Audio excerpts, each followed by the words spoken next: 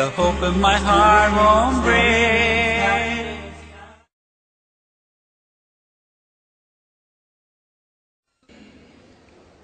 Alhamdulillah, wassalatu wassalam ala rasulillah wa ala alihi wa sahbihi ajmain, amma ba'd. A'udhu billahi minash shaitanir rajim, bismillahir rahmanir rahim. Wa'tasimu bihablillahi jami'an wa la tafarraqu. Rabbi shrah li sadri wa yassir li amri wahlul 'uqdatam min lisani yafqahu qawli. আমার শ্রদ্ধেয় গুরুজনেরা এবং প্রিয় আমার ভাই বোনেরা, আপনাদের সবাইকে স্বাগত জানাই ইসলামিক সম্ভাষণে। আসসালামু আলাইকুম ওয়া রাহমাতুল্লাহি ওয়া বারাকাতুহু। আল্লাহ সুবহানাহু ওয়া তাআলার দয়া, শান্তি এবং রহমত আপনাদের সবার উপরে বর্ষিত হোক। আজকের এই সন্ধ্যার আলোচনার টপিক হচ্ছে মুসলিম উম্মার মধ্যে একতা। টপিক হলো মুসলিম উম্মার মধ্যে একতা।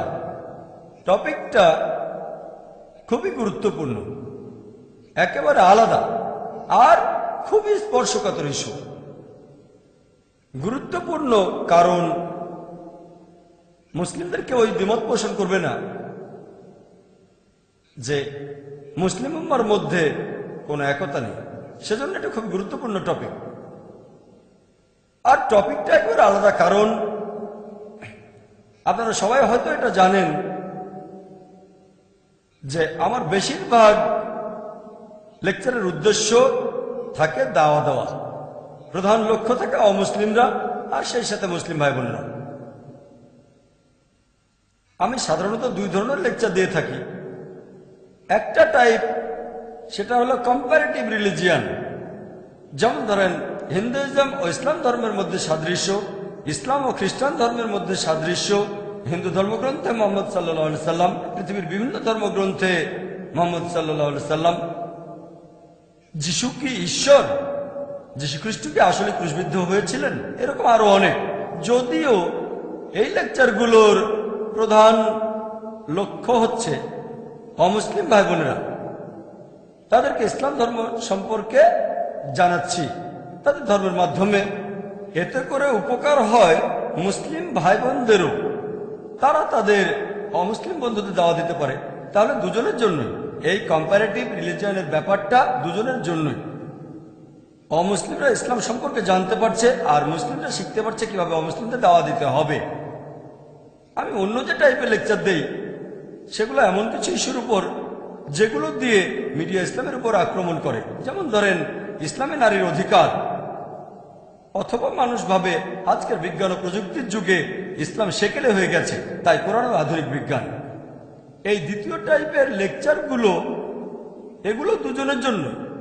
মুসলিমরা জানতে পারে ইসলাম নারীদের কি অধিকার দিয়েছে, তারপর ইসলাম কতখানি বিজ্ঞানসম্মত। পাশাপাশি অমুসলিমরাও জানতে পারছে এই সত্যের ধর্ম, এই দিনুল হক কি বলছে। তবে এরকম লেকচার এ পর্যন্ত খুব কমই দিয়েছি, যে লেকচারটা শুধুমাত্র মুসলিমদের জন্য।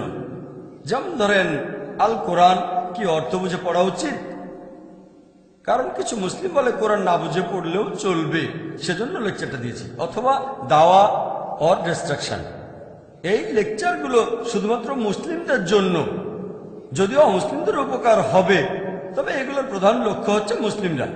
সেজন্য আজকের টপিকটা একেবারে আলাদা, কারণ আজকের লেকচারটা মূলত মুসলিম ভাই বোনদের জন্য। অমুসলিমদের উপকার হবে, তবে এর প্রধান লক্ষ্য মুসলিমরা, মুসলিম উম্মার মধ্যে একতা। আর আজকের ইস্যুটা বেশ স্পর্শকাতর।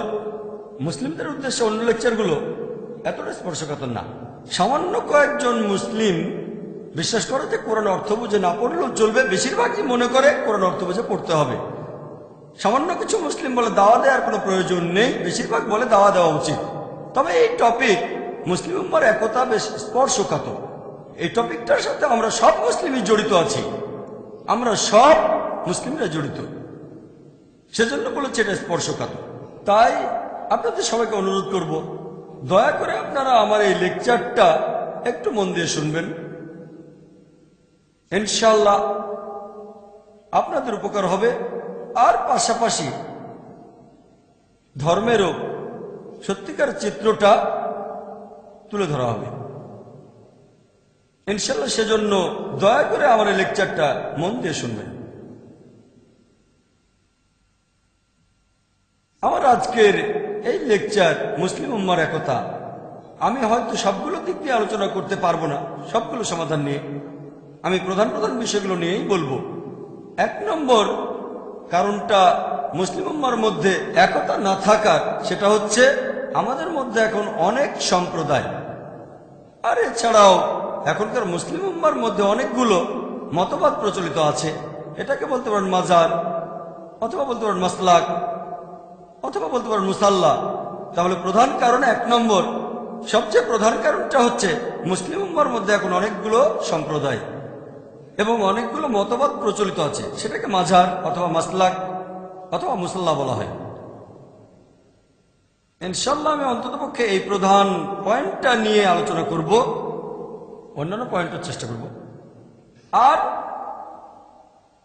আমার এই লেকচারের একটা বড় অংশ, সেটা থেকে প্রশ্ন উত্তরের ফরম্যাটে। আমরা দৈনন্দিন জীবনে প্রায় এই প্রশ্নগুলোর মুখোমুখি হই, যাতে করে যখন সেই প্রশ্নটা করা হবে প্রত্যেক মুসলিম ভাই বোন নিজেকে তখন সেই প্রশ্নটা করবেন আর নিজেরাই উত্তর দেবেন। এতে করে আপনারা জানতে পারবেন যে আপনাদের অবস্থানটা আসলে কোথায়।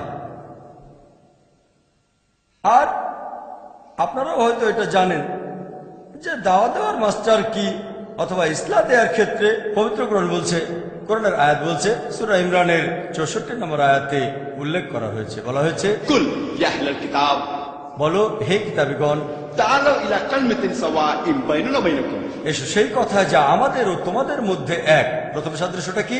আল্লা না'বুদা ইল্লাল্লাহ, আমরা আল্লাহ ছাড়া কারো ইবাদত করি না, ওয়ালা নুশরিকা বিহি শাইয়্যান, আমরা অন্য কাউকে তার শরীক করি না, ওয়ালা ইয়াত্তাখিযা বা'দুনা বা'দান আরবাবান মিন দুনিল্লাহ, আল্লাহ ব্যতীত আমাদের নিজেদের ভেতর থেকেও অন্য কাউকে রব বলে গ্রহণ করি না। যদি তারা মুখ ফিরিয়ে নেয়, ফাকুলু শাদু, বলো তোমরা সাক্ষী থাকো বিআন্না মুসলিমুন, যে আমরা মুসলিম, আল্লাহর কাছে নিজের ইচ্ছাকে সমর্পণ করি।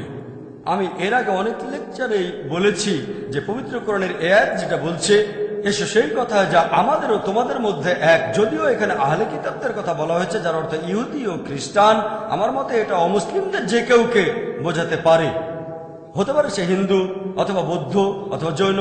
এসো সেই কথা যা আমাদের ও তোমাদের মধ্যে এক। আর যদি আরেক ধাপ এগিয়ে যান, আমার মত অনুযায়ী এটা মুসলিম উম্মার ক্ষেত্রেও ব্যবহার করা যায়। যখন মুসলিম উম্মার মধ্যে মতভেদ থাকে, সবচেয়ে সেরা সমাধান হলো তাআলাউ ইলা কালিমাতিন সাওয়াইন বাইনানা ওয়া বাইনাকুম, এসো সেই কথা যা আমাদের ও তোমাদের মধ্যে এক। তাহলে কোরআনের এই আয়াতটা আমার মত অনুযায়ী মুসলিম উম্মার ক্ষেত্রেও ব্যবহার করা যায়। এটাই ইসলাম দেওয়ার সবচেয়ে সেরা উপায়, যাতে করে মুসলিমরা সবাই সরল পথে আসতে পারে। সাধারণত আপনি যে মুসলিমকে জিজ্ঞেস করেন ইসলাম ধর্মে সবচেয়ে পবিত্র আর খাঁটি ধর্মগ্রন্থ কোনটা, ইসলাম ধর্মের সবচেয়ে সেরা জ্ঞানের উৎসটা কি, কেউ কি বলতে পারেন? কোরআন। মাশাআল্লাহ, এজন্য কোনো পুরস্কার পাবেন না। সহজ প্রশ্ন, সহজ উত্তর। কেউ এখানে দ্বিমত পোষণ করবেন না। সে হয়তো নিয়ম মেনে চলা মুসলিম না, তবে আপনি যে মুসলিমকে জিজ্ঞেস করেন ইসলাম ধর্মের সবচেয়ে সেরা গ্রন্থ কোনটা, সবচেয়ে পবিত্র ইসলামের সবচেয়ে সেরা গ্রন্থ কোনটা, সে বলবে কোরআন। মাশাআল্লাহ, এটা আমরা সবাই জানি। দ্বিতীয় প্রশ্ন, পবিত্র কোরআনের পরে সবচেয়ে সেরা জ্ঞানের উৎস কোনটা? হাদিস। মাশাআল্লাহ, কোন রকম মতভেদ নেই। নবীজি সাল্লাল্লাহু আলাইহি সাল্লামের হাদিস, কেউ বলে সুন্নাহ, কেউ বলে হাদিস, কোনো মতভেদ নেই, সবাই মেনে নেবে। সেই লোকটা যে মাযহাবেরই হোক না কেন মানবে ইসলামের প্রথম উৎসটা হলো কোরআন, তারপরেরটা হচ্ছে হাদিস। এখন আপনারা অনেকে হয়তো জানেন যে হাদিসের কিছু প্রকারভেদ আছে। কিছু হলো সহিহ হাদিস, এগুলো শক্ত হাদিস, খাঁটি, আর কিছু হলো জয়ীফ হাদিস, এগুলো হলো দুর্বল হাদিস। কিছু হাদিস আবার মওদু, উদ্ভাবিত, বানানো হাদিস। মুসলিমরা কোন হাদিসগুলো মেনে চলবে? সহিহ হাদিস। মাশাআল্লাহ, 3টা প্রশ্ন, সবাই ব্যাপারে একমত, কারো কোনো মতভেদ নেই। আপনি যে ধরনের মুসলিমকে জিজ্ঞেস করেন, সে যে মতবাদেরই হোক না কেন, যে মাযহাবেরই হোক, সবাই এ ব্যাপারে একমত। 1 নম্বর উৎস হলো কোরআন, আল্লাহর কালাম, আল্লাহর বাণী। দ্বিতীয় গুরুত্বপূর্ণ উৎস নবীজি সাল্লাল্লাহু আলাইহি ওয়াসাল্লামের হাদিস, নবীজির বিভিন্ন কথার কাজ। 3 নম্বর, এই হাদিসগুলোর মধ্যে আমরা যেগুলো মানব সেটা হলো সহিহ হাদিস, কোনো মতভেদ নেই। তাআলা মিনা কালমাতিন সাওয়াইন বাইনা বাইনাকুম। এসো সেই কথাই যা আমাদের ও তোমাদের মধ্যে এক। এই উত্তরের উপর ভিত্তি করে আমরা সবাই সামনে এগিয়ে যাব। তবে যখন কোনো মুসলিমকে জিজ্ঞেস করি যে আপনার ধর্ম কি, অথবা আপনি কোন মতবাদ মেনে চলেন, অথবা আপনার মাযহাব কি, বেশিরভাগ ইন্ডিয়ান তারা বলে যে তারা হলো হানাফি। কিছু মুসলিম হয়তো বলবে যে তারা হলো শাফি। আর আমি ইন্ডিয়ার বাইরে যখন এই প্রশ্নটা করি, হানাফি আর শাফির পাশাপাশি সেখানে উত্তর পেতে পারি আমি একজন হামলি, অথবা কেউ বলতে পারে আমি একজন মালিকি। তবে ইন্ডিয়ায় বেশিরভাগ মুসলিম নিজেদেরকে বলে হানাফি। এছাড়াও কিছু মুসলিম নিজেদের বলে শাফি। আরো ভাগ আছে, তবে এই দুটো হলো প্রধান। আমি পরের প্রশ্ন করি, ভাই আপনি কেন হানাফি, আপনি কেন শাফি নন? এখানে কমন উত্তর যেটা পাই, কারণ আমার বাবা মা ছিলেন হানাফি, আমার বাবা হানাফি, আমার মা হানাফি, সেজন্য আমিও হানাফি। আমি তখন সে লোককে প্রশ্ন করি, আপনার বাবা শাফি হলে কি হতো? সে তখন বলবে, ভাই জাকির, আমার বাবা যদি শাফি হতেন আমিও শাফি হতাম। খুব সহজ উত্তর, খুব ভালো কথা। আরেকটা সহজ প্রশ্ন, আপনার বাবা মা অমুসলিম যদি হতো তাহলে কি হতো? আপনি তাহলে কি হতেন? তখন সে অনেকক্ষণ চুপ থাকবে। আপনি আমাকে যুক্তিটা দিলেন, যেহেতু আপনার বাবা মা হানাফি সেজন্য আপনি হানাফি। বাবা মা শাফি হলে আপনিও শাফি হতেন, লজিক্যাল কথা। বাবা মা অমুসলিম হলে তখন কি হতো? সে অনেকক্ষণ চুপ থাকবে। ভাই আপনি চুপ করে আছেন কেন? তখন সে নরম গলায় বলবে, তাহলে আমিও হয়তো অমুসলিমই হতাম। নরম ভাবে বলবে, আমি হয়তো অমুসলিমই হয়ে যেতাম। এখন আপনার বয়স হয়তো 30-40 বছর হবে। এখন আপনি আমাকে উত্তর দিচ্ছেন যে আপনি একজন অমুসলিম, হতে পারেন হিন্দু বা খ্রিস্টান অথবা ইহুদি অথবা জৈন। আপনি আমাকে উত্তর দিলেন যে আপনি একজন অমুসলিম, কারণ আপনার বাবা একজন অমুসলিম, আপনার মাও একজন অমুসলিম। আপনি কি মাপ পাবেন? কোনো কথা নেই, সে উত্তর দিতে পারবে না। যদি বলেন মাপ পাবেন, তাহলে যত অমুসলিম আছে তারা সবাই মাপ পাবে, কারণ বেশিরভাগের বাবা মাই ছিল অমুসলিম। সে কোনো কথা বলবে না। তারপর সে আমাকে উত্তর দেবে একটু চিন্তা করে, যদি আল্লাহ আমাকে হেদায়েত করেন তাহলে আমি মুসলিম হয়ে যাব। আমি বললাম ভালো, আল্লাহ হেদায়েত করলে আপনি মুসলিম হয়ে যাবেন। তবে আল্লাহ পবিত্র কোরআনে বলছেন, সূরা আনকাবুতের 69 নম্বর আয়াতে উল্লেখ করা হয়েছে যে যদি তুমি সংগ্রাম করো আল্লাহ সুবহানাহু ওয়া তাআলার পথে, জিহাদ ফি সাবিলিল্লাহ, আল্লাহ সুবহানাহু ওয়া তাআলা তোমার সামনে রাস্তা খুলে দেবেন। এখানে শর্ত হলো আপনি সংগ্রাম করবেন। যদি সংগ্রাম করেন আল্লাহ আপনাকে হেদায়েত করবেন। আল্লাহ এই প্রতিশ্রুতি দিয়েছেন, যদি আপনি আল্লাহ সুবহানাহু ওয়া তাআলার পথে সংগ্রাম করেন আল্লাহ তাহলে আপনার রাস্তা খুলে দেবেন। তাহলে শর্ত হলো যদি সংগ্রাম করেন আল্লাহ আপনার রাস্তা খুলে দেবেন। যেমন গতকাল আপনারা দেখেছেন, বেশ কয়েকদিন ধরে অনেক অমুসলিম আমার কাছে প্রশ্ন করছে যে আমি তো অমুসলিম পরিবারে জন্মেছি, এতে আমার দোষটা কোথায়? আমি উত্তর দিয়েছিলাম, গতকাল অনেকেই এখানে ছিলেন, আমি তাকে প্রমাণ করে দেখিয়েছি যে যদি আপনি এখন ইসলাম গ্রহণ করেন আপনার আগের সব পাপ থেকে ক্ষমা পাবেন। তাহলে এভাবে একটা সুযোগ পাবেন। অনেক অমুসলিম ইসলাম গ্রহণ করেছে। তাহলে শর্ত হলো আপনাকে সংগ্রাম করতে হবে। কোন অমুসলিমকে হয়তো বলেছেন আপনি, তাদের ইসলাম ধর্ম মেনে চলা উচিত সত্যকে পাওয়ার জন্য। যদি কোনো অমুসলিম আপনাকে প্রশ্ন করে আপনি কেন মুসলিম, যদি উত্তর দেন যে আমার বাবা ছিল মুসলিম, সেই অমুসলিম বলবে সত্যি করে বলেন তো আপনি কখনো সত্যিকে খোঁজার চেষ্টা করেছেন? তাহলে আপনার দায়িত্ব ইসলাম সম্পর্কেও জ্ঞান অর্জন করা। পড়বেন কোরআন এবং হাদিস, বাধ্যতামূলক। অমুসলিমদের পাশাপাশি মুসলিমদেরও বলবেন আপনারা সত্যের পথে থাকেন। আমি কি বলতে পারি? আলহামদুলিল্লাহ। আপনার বাবা মা মাশাআল্লাহ হানাফি বা শাফি, তারা তো সবাই মুসলিম। আমার বাবা মাও মুসলিম ছিলেন আলহামদুলিল্লাহ, সেজন্য আমিও মুসলিম।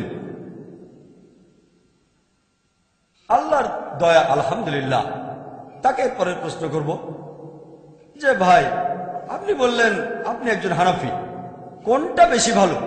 হানাফি বেশি ভালো নাকি শাফি বেশি ভালো? এটা আমার পরের প্রশ্ন। কোনটা বেশি ভালো, হানাফি না শাফি? এই সব মুসলিম সম্প্রদায়ের বেশিরভাগ লোক এখানে উত্তর দেবে, চারজন আলেম এটা বানিয়েছেন। সুন্নিদের মধ্যে চারটা আলাদা মাযহাব অথবা বলা যায় সম্প্রদায়, সবাই এই উত্তরটাই দেয়। সুন্নিদের মধ্যে চারটা মতবাদ, হানাফি, মালিকি, শাফি, হামলি, এই চারটা আলাদা মতবাদের সবাই হলো বারহাক, তারা সবাই সঠিক। কিছু লোক বলবে হানাফি হলে ঠিক আছে, কেউ বলবে শাফি হলে ঠিক আছে, তবে বেশিরভাগ মুসলিমই বলছে চারজন আলেমই ঠিক বলেছেন, তারা চারজনই সঠিক কথা বলেছেন।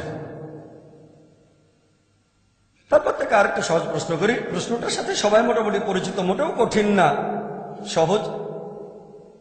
তারপর প্রশ্ন করি, ভাই আপনার মুসাল্লার ভেতরে আপনার মাসালাকে আপনার মাঝাবে হানাফি মুসাল্লায় দেখবেন, ধরেন একজন লোক অজু করলো, তারপর দুর্ঘটনাবশত সে একটা মহিলাকে অথবা মহিলা তাকে টাচ করলো, এখন তার অজুটা কি ভেঙে যাবে নাকি অজুটা ঠিক থাকবে?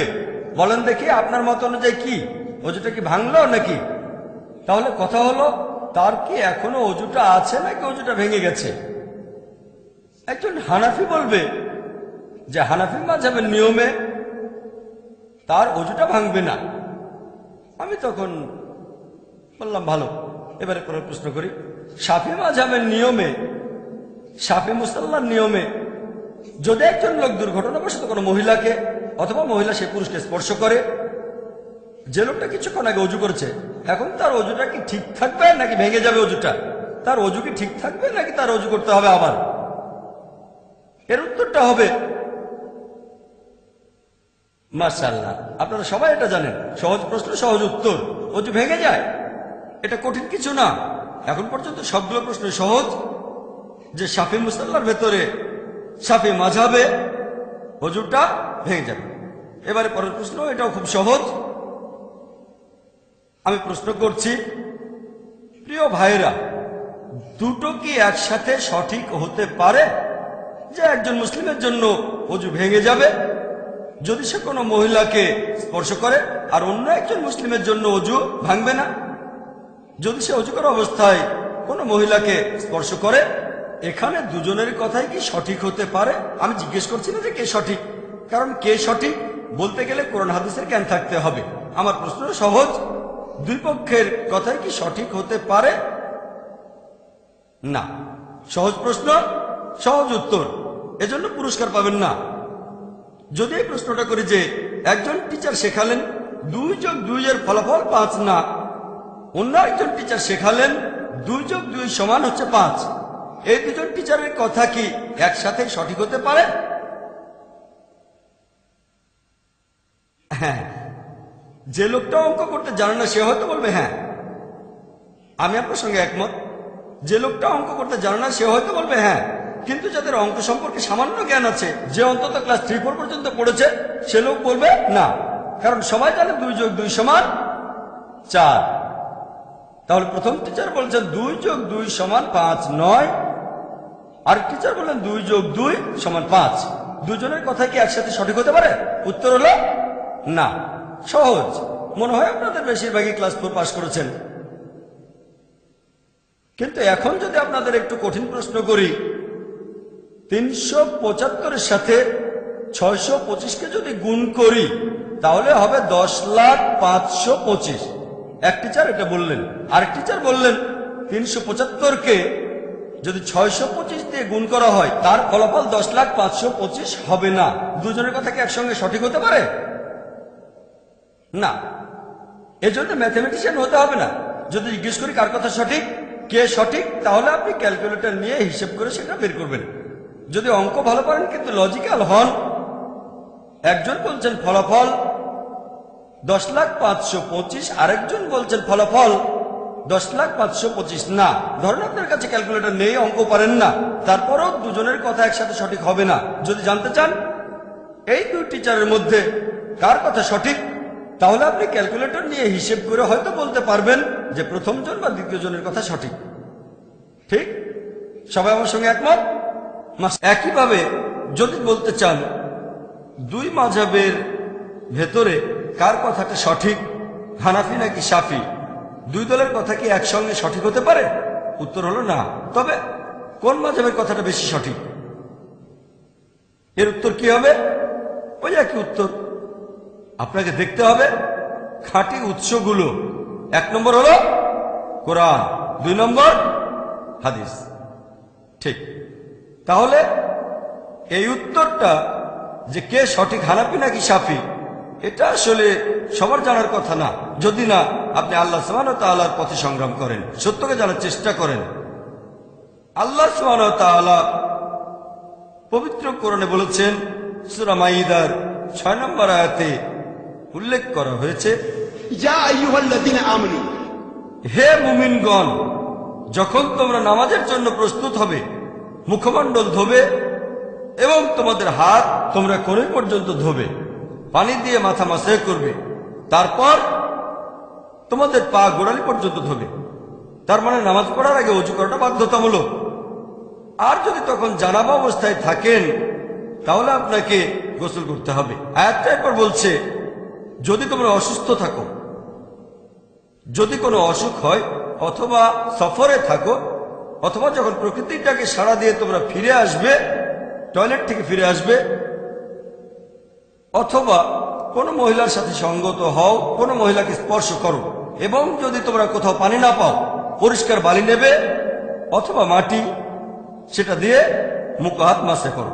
তায়াম্মুমের কথা বলা হচ্ছে, কোনো পানি না থাকলে তায়াম্মুম করেন। কোরআনের এই আয়াতটার উপর ভিত্তি করে যেটা বলছে, কোনো মহিলা যদি স্পর্শ করে বা মহিলাকে স্পর্শ করলে, এখানে আরবি শব্দ হলো লামাস, এর মূল আরবি শব্দ মাসা। এটার উপর ভিত্তি করে যে কোনো মহিলাকে টাচ করলে, অথবা আপনি কোনো মহিলাকে টাচ করলেন, আপনাকে আবার ওযু করতে হবে, আর পানি না থাকলে তায়াম্মুম করতে হবে,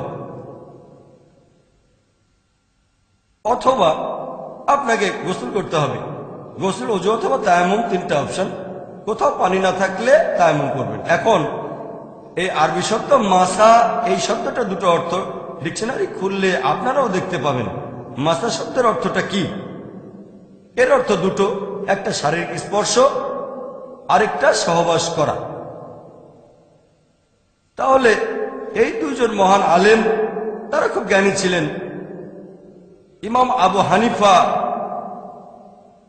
রাহমাতুল্লাহ আলাইহি, আল্লাহ তাকে শান্তিতে রাখুন, তিনি আয়াতের অর্থ করেন, যদি কোনো মহিলার সাথে সহবাস করেন তাহলে আপনার ওযু অথবা গোসল করাটা বাধ্যতামূলক হয়ে যায়। এখানে মাসা শব্দটার অর্থ হচ্ছে সহবাস করা, সেজন্য যদি কোনো মহিলাকে স্পর্শ করেন আপনার ওযু ভেঙে যাবে না। ইমাম শাফি, আল্লাহ তাকে শান্তিতে রাখুন, রাহমাতুল্লাহ আলাইহি, তিনি আয়াতটার অর্থ করেছেন শারীরিক স্পর্শ। মাসা শব্দটা দুটো অর্থ, যে কোনোটা সঠিক হতে পারে, তিনি এর অর্থ করেছেন শারীরিক স্পর্শ। তাহলে এখানে হানাফি মাযহাবের মত অনুযায়ী সহবাস করলে ওযু ভেঙে যায়, শারীরিকভাবে স্পর্শ করলে ওযু ভাঙে না। আর শাফি মাযহাবের মত অনুযায়ী কোনো মহিলাকে শারীরিকভাবে স্পর্শ করলেও ওযু ভেঙে যায়, আর তখন আপনাকে আবার ওযু করতে হবে। এখন মাসা শব্দটা দুটো অর্থ, দুজন আলাদা দুটো অর্থ ধরেছেন। ইসলাম ধর্মের সবচেয়ে গুরুত্বপূর্ণ হচ্ছে পবিত্র কোরআন। যদি কোরআন থেকে সমাধান না পান তাহলে পরের উৎসে যাবেন, আর সেটা হচ্ছে হাদিস। তবে যদি আমরা কোরআনের অন্যান্য আয়াতগুলো দেখি, পবিত্র কোরআনের সূরা ইমরানের 47 নম্বর আয়াতে যেটা বলা হয়েছে, এই আয়াতেও এই মাসা শব্দটা ব্যবহার করা হয়েছে। এখানে মরিয়ম আলাইহিস সালামের কাহিনী বর্ণনা করা হয়েছে, যে প্রধান ফেরেশতা জিবরাইল আলাইহিস সালাম তার কাছে এসে জানালো, তোমার একটা পুত্র সন্তান হবে। মরিয়ম তখন উত্তর দিলেন, আল্লাহ তাকে শান্তিতে রাখুন। এটা পবিত্র কোরআনে সূরা ইমরানের 47 নম্বর আয়াতে উল্লেখ করা হয়েছে যে এটা কিভাবে সম্ভব, আমার সন্তান কিভাবে হবে যখন কোনো পুরুষ আমাকে স্পর্শ করেনি। সেই শব্দ, সেই একই শব্দ মাসা এখানেও আছে। এখন আমাদের সবাই বুঝতে পারবে যখন হযরত মরিয়ম আলাইহিস সালাম যখন তিনি বললেন যে আমার সন্তান কিভাবে হবে যখন কোনো পুরুষ আমাকে স্পর্শ করেনি, এর অর্থ সহবাস করা। শারীরিক স্পর্শ বোঝানো হচ্ছে না, কারণ শারীরিকভাবে কোনো মহিলাকে স্পর্শ করলে সন্তান হওয়ার কোনো সম্ভাবনা নেই, কিন্তু যদি কেউ সহবাস করে তাহলে সন্তান হওয়ার সম্ভাবনা থাকবে। সেজন্য তিনি বললেন যে আমার সন্তান হবে কিভাবে যখন কোনো পুরুষ আমাকে স্পর্শ করেনি। তখন উত্তর আসলো, আল্লাহ যখন কিছু স্থির করেন, আল্লাহ বলেন কুন ফায়াকুন। হও, আর সেটা হয়ে যায়। এই হলো পুরো আয়াতটা। তবে এখানে মাসা শব্দটার অর্থ সহবাস করা। এছাড়াও আমরা যদি নবীজি মুহাম্মদ সাল্লাল্লাহু আলাইহি সাল্লামের হাদিস পড়ি, যদি কোনো সন্দেহ থাকে, কোরআনের কোনো আয়াতের অর্থ বুঝতে না পারেন, তাহলে এরপরের উৎস হাদিস দেখবেন, আর খেয়াল রাখবেন সে হাদিসটা যেন সহিহ হাদিস হয়। এমন একটা হাদিস, সহিহ হাদিস আছে আবু দাউদে 1 নম্বর খণ্ড, বুক অব সালাহ 70 নম্বর অধ্যায়ের 179 নম্বর হাদিস। হযরত আয়েশা রাদিয়াল্লাহু আনহা তিনি বললেন, একবার নবীজি তার একজন স্ত্রীকে চুমু দিয়ে নামাজ পড়তে চলে গেলেন, তিনি আবার ওযু করেননি। তখন উরওয়া রাদিয়াল্লাহু আনহু বললেন, সেই স্ত্রী তো আপনি ছাড়া আর কেউ নন। হযরত আয়েশাকে তিনি বললেন। হযরত আয়েশা তখন হেসে উঠলেন, তার মানে সেই স্ত্রী তিনি ছিলেন। তাহলে আবু দাউদের সহিহ হাদিস বলছে 1 নম্বর খণ্ড, বুক অব সালাহ 70 নম্বর অধ্যায়ের 179 নম্বর হাদিস। এটাকে সহিহ হাদিস বলে মত দিয়েছেন বিভিন্ন মুহাদ্দিসগণ, তাদের মধ্যে আলবানীও আছেন।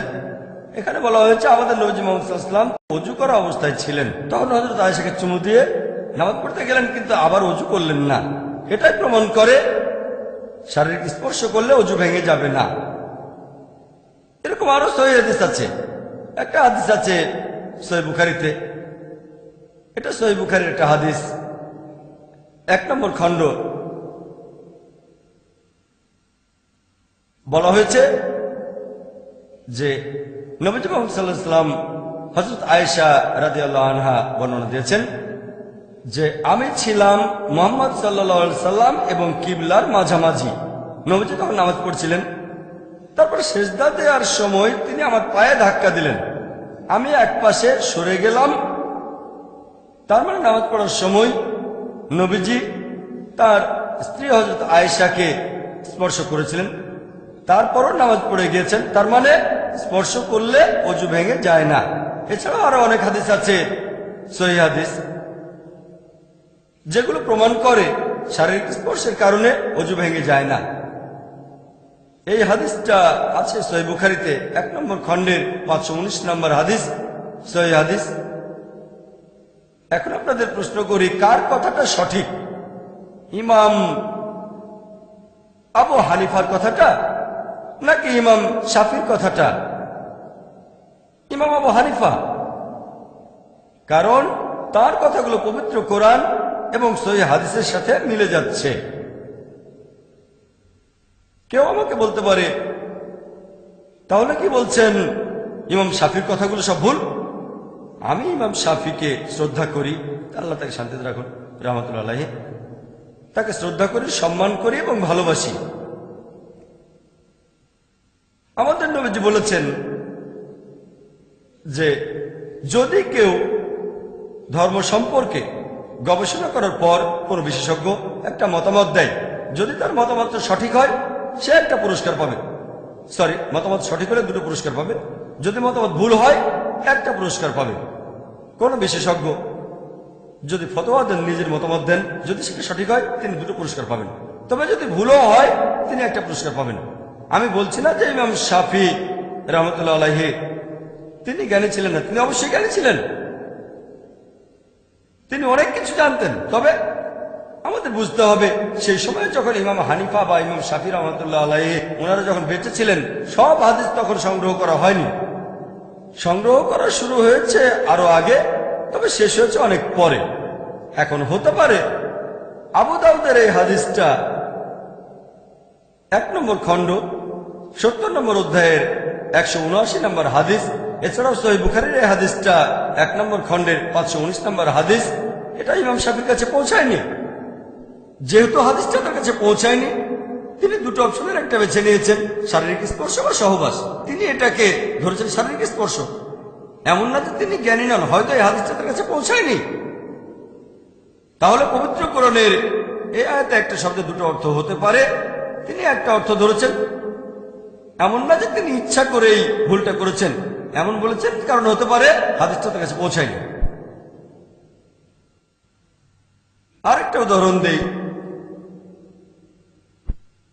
আপনাদের প্রশ্ন করি যে নামাজ পড়ার সময় যেখানে শব্দ করে পড়তে হয়, মানে ফজরের নামাজ, তারপর মাগরিব আর এশার নামাজ, ইমাম যখন সূরা ফাতিহা পড়া শেষ করেন, এখানে হানাফি মাযহাব যেটা করে, যখন তারা জামাতে নামাজ আদায় করেন, তারা তখন আমিন শব্দটা জোরে বলে নাকি জোরে বলে না? ইমাম আবু হানিফার মতে, হানাফি মাযহাবের মত অনুযায়ী আমিন শব্দটা জোরে বলবেন না। ইমাম যখন সূরা ফাতিহা পড়া শেষ করবেন মনে মনে বলবেন। তবে ইমাম শাফির মত অনুযায়ী, আল্লাহ তাকে শান্তিতে রাখুন, শাফি মাযহাবের অনুসারীরা যখন জামাতে নামাজ আদায় করে, তারা আমিন কি শব্দ করে বলে নাকি বলে না? উত্তর হলো বলে। সহজ, আপনারা সবাই এটা জানেন, আমরা সবাই এটা জানি। হানাফি মাযহাব যেটা করে, তারা শব্দ করে আমিন বলে না। আবার শাফি মাযহাব তারা শব্দ করে বলে। ফজরের নামাজ, মাগরিব আর এশার নামাজে এখানে কে সঠিক? যদি না জানেন তাহলে কোরআন এবং হাদিস দেখবেন। পবিত্র কোরআনে এমন কোন আয়াত দেখি না যেটা বলছে আমিন শব্দ করে বলতে হবে বা হবে না। তাহলে আমরা ইসলাম ধর্মের পরের উৎসটা দেখবো, আর সেটা হচ্ছে হাদিস। যখন আমরা সহিহ হাদিস পড়ি, এটা আছে সহিহ বুখারীতে 1 নম্বর খণ্ড, বুক অব আজান, 111 নম্বর অধ্যায়, 780 নম্বর হাদিস। নবীজি সাল্লাল্লাহু আলাইহি সাল্লাম তিনি বলেছেন যে শব্দ করে আমিন বলো সূরা ফাতিহা শেষ হলে, শব্দ করে আমিন বলো, তখন তোমরা যদি ফেরেশতাদের সঙ্গে একই সাথে আমিন বলো, তোমাদের অতীতের সব গুনাহ ক্ষমা করা হবে। পরের হাদিসটা সহিহ বুখারী 1 নম্বর খণ্ড, বুক অব আজান, 112 নম্বর অধ্যায়, 781 নম্বর হাদিস। নবীজি বলেছেন, তোমাদের কারো আমিন বলার সময়ে যদি ফেরেশতাগণের ভেতরেও কেউ আমিন বলে, তোমাদের অতীতের সব গুনাহ ক্ষমা করা হবে। সহিহ বুখারী 1 নম্বর খণ্ড, বুক অব আজান, 113 নম্বর অধ্যায়, 782 নম্বর হাদিস। নবীজি বলেছেন, যখন ইমাম বললেন গায়রুল মাগদুবি আলাইহিম ওয়ালাদ-দাল্লিন, শব্দ করে আমিন বলো, তোমাদের আমিন বলার সময় যদি ফেরেশতাগণের কেউ আমিন বলে, তোমাদের আগের সব গুনাহ ক্ষমা করা হবে। আমি এখানে সহিহ বুখারী থেকেই 3টা হাদিসের উদ্ধৃতি দিলাম যে সূরা ফাতিহা শেষ শব্দ করে আমিন বলতে হবে। একইভাবে সহিহ মুসলিমে সব মিলিয়ে মোট 6টা হাদিস আছে। যদি সহিহ মুসলিম পড়েন 1 নম্বর খণ্ড, বুক অব সালাহ, 116 নম্বর অধ্যায়ের 811 নম্বর হাদিস থেকে 16 নম্বর হাদিস পর্যন্ত, সহিহ মুসলিমে সব মিলিয়ে মোট 6টা হাদিস বলছে যে শব্দ করে আমিন বলতে হবে। আমি এখানে আপনাদের 9টা হাদিসের রেফারেন্স দিলাম যেগুলো বলছে যে শব্দ করে আমিন বলতে হবে। এখন আপনাদের একটা প্রশ্ন করি, এখানে কে সঠিক, হানাফি মাযহাব নাকি শাফি মাযহাব? শাফি মাযহাব সহজ, যেটা কোরআন এবং হাদিসের সাথে মিলে যাবে সেটাই মেনে চলবে, সহজ। এবার আমার প্রশ্নতে আসি। প্রথম প্রশ্নটা যে অজু ভেঙে যায় কিনা। যদি কোনো পুরুষ দুর্ঘটনাবশত কোনো মহিলাকে স্পর্শ করে ফেলে অথবা মহিলা পুরুষকে, চিন্তা করেন একজন অমুসলিম যদি ইসলাম গ্রহণ করে আর আমাকে জিজ্ঞেস করে যে ভাই জাকির, আমার অজু থাকা অবস্থায় যদি কোনো মহিলা আমাকে টাচ করে বা আমি তাকে টাচ করি, তাহলে কি আমাকে আবার অজু করতে হবে? আমার অজু কি ভেঙে যাবে? তাকে কি আমি জিজ্ঞেস করব যে আপনার বাবা হানাফি না শাফি? তার বাবা তো ছিল অমুসলিম। তাহলে উত্তর হবে কোরআন এবং সহিহ হাদিস অনুযায়ী। কোরআন আর সহিহ হাদিসে বিশ্লেষণ করলে জানতে পারবেন যে এতে করে অজু ভাঙবে না। তাই সে যে সম্প্রদায় থেকে আসুক না কেন, যদি না কেউ আমাকে বলে দেখেন ভাই জাকির, আসলে ব্যাপারটা হানাফিদের স্কিনের তেলের পরিমাণটা একটু বেশি, শাফিদের স্কিন খসখসে, সেজন্য হানাফিদের অজু ভাঙে না, শাফিদের অজুটা ভেঙে যায়। কেউ যদি এই ধরনের কোনো বৈজ্ঞানিক কারণ দেখায় তাহলে হয়তো আমাকে একটু চিন্তা করতে হবে, কিন্তু এমন কিছুই নেই যে হানাফিদের স্কিন একরকম, শাফিদের স্কিন আরেক রকম। আমাদের ফিরে যেতে হবে আল্লাহ এবং রাসূলের কাছে। তারপর কোরআন আর হাদিস বিশ্লেষণ করে দেখব, তাহলে উত্তরটা পাবো। আবারও কেউ প্রশ্ন করতে পারে দ্বিতীয় প্রশ্নটা সম্পর্কে, শব্দ করে আমিন বলা নিয়ে। ইমাম শাফি এখানে সঠিক, আর হানাফি মাযহাব শব্দ করে আমিন বলে না। তাহলে কি বলছেন আবু হানিফা ভুল বলেছেন? উনি কি জানতেন না? নাউজুবিল্লাহ। ইমাম হানিফা, আল্লাহ তাদের শান্তিতে রাখুন, রাহমাতুল্লাহ আলাইহি, তিনি বিখ্যাত একজন বিশেষজ্ঞ, তাকে ভালোবাসি, শ্রদ্ধা করি।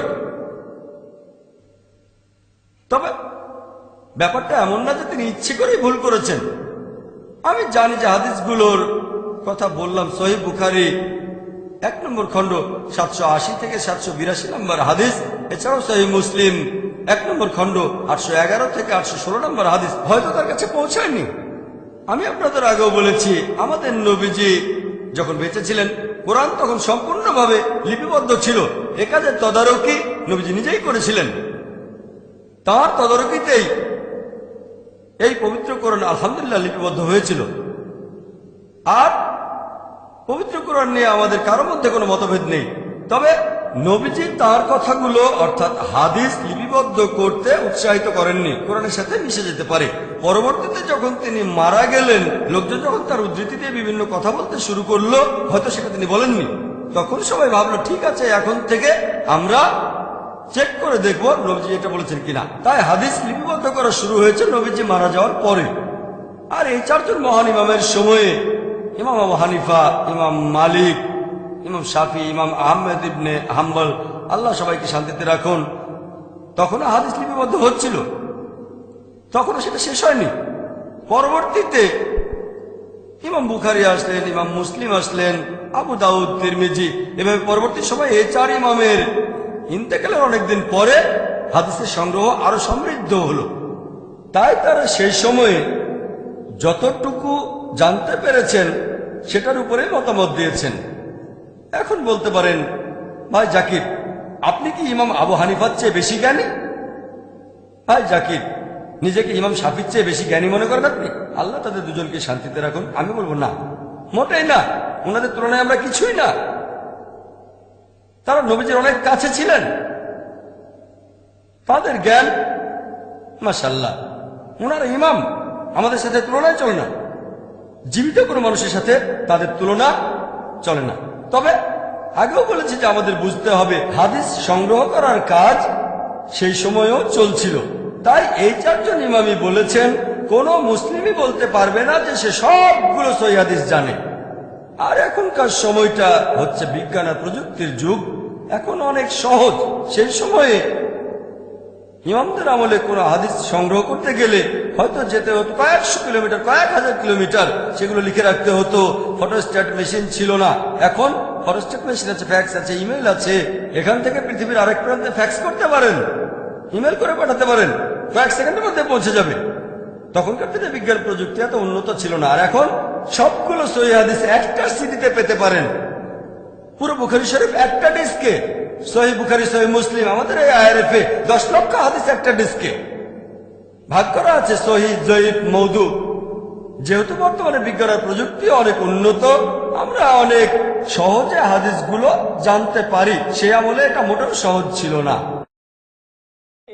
في خلق السماوات والأرض واختلاف الليل والنهار والفلك التي تجري في البحر بما ينفع الناس وما أنزل الله من السماء من ماء فأحيا به الأرض بعد موتها وبث فيها من كل دابة وتصريف الرياح والسحاب المسخر بين السماء والأرض لآيات لقوم It's time to share and to declare the hope of my heart won't break.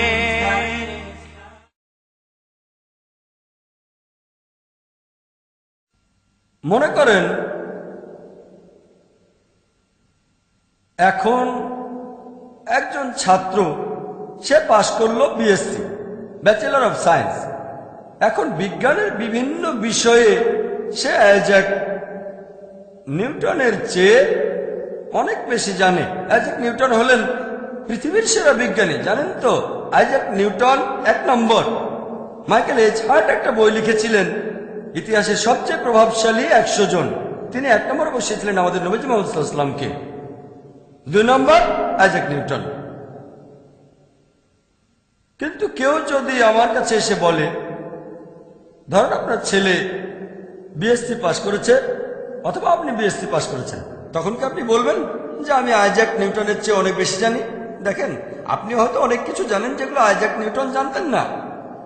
তবে বিজ্ঞান আর প্রযুক্তির ক্ষেত্রে আইজ্যাক নিউটনের যে ব্রেন ছিল, নোবেল বিজয়ী বিজ্ঞানীদেরও সেই ব্রেন নেই। আইজ্যাক নিউটনের ব্রেন অসাধারণ, তবে তার হাতে রিসোর্স কম ছিল। বিজ্ঞানের অগ্রগতিতে তার অবদান অভূতপূর্ব, এজন্য তাকে বলা হয়েছে ইতিহাসের সেরা বিজ্ঞানীদের একজন। তবে বর্তমানের একজন বিএসসি গ্র্যাজুয়েট নিউটনের চেয়ে অনেক বেশি জানে। সে নিউটনের থিওরিগুলো জানে, নিউটনের থিওরির কারেকশনগুলো সে জানে। নিউটনের কিছু ভুল ছিল, পরবর্তীতে অন্যান্য বিজ্ঞানীরা এসে নিউটনের থিওরিগুলো ভুল শুধরে দিয়েছেন। তাহলে একজন বিএসসি গ্র্যাজুয়েট বর্তমানের, সে আইজ্যাক নিউটনের চেয়ে হয়তো অনেক বেশি জানে, কিন্তু তাতে সে আইজ্যাক নিউটনের চেয়ে বড় বিজ্ঞানী কিন্তু হয়ে যাচ্ছে না। একইভাবে আমরা এখন হাদিসগুলো খুব সহজেই পেতে পারি। তার কারণ এই বিশেষজ্ঞগণ, ইমাম বুখারী, ইমাম মুসলিম আর অনেকে এই হাদিসগুলো সংগ্রহ করেছেন। এর ফলে আমরা সহজেই জানতে পারি যে এই হাদিসটা সহিহ কিনা। বিজ্ঞান ও প্রযুক্তির কারণে এটা সহজ হয়ে গেছে। তার মানে এই না যে আমরা এই 4 জন ইমামের চেয়ে বড়, আমরা অনেক বেশি জানি, না, মোটেও ঠিক না। আমি এই দাবি করব না, অন্য কোনো মুসলিমও করবে না। এমন না যে আমরা তাদের চেয়ে বড়, অনেক বেশি জানি। বর্তমানের বিজ্ঞান আর প্রযুক্তির কারণে আমরা এগুলো সহজেই জানতে পারি। তাই এই পয়েন্টটা আপনাদের পরিষ্কার করেই বললাম। এজন্যই বলেছিলাম যে টপিকটা স্পর্শকাতর। 4 জন ইমামকেই আমরা শ্রদ্ধা করি, তাদের সবাইকে ভালোবাসি। আর মুসলিম উম্মার একতার জন্য যে সমাধানটা, সেটা আমাদের কাছেই আছে।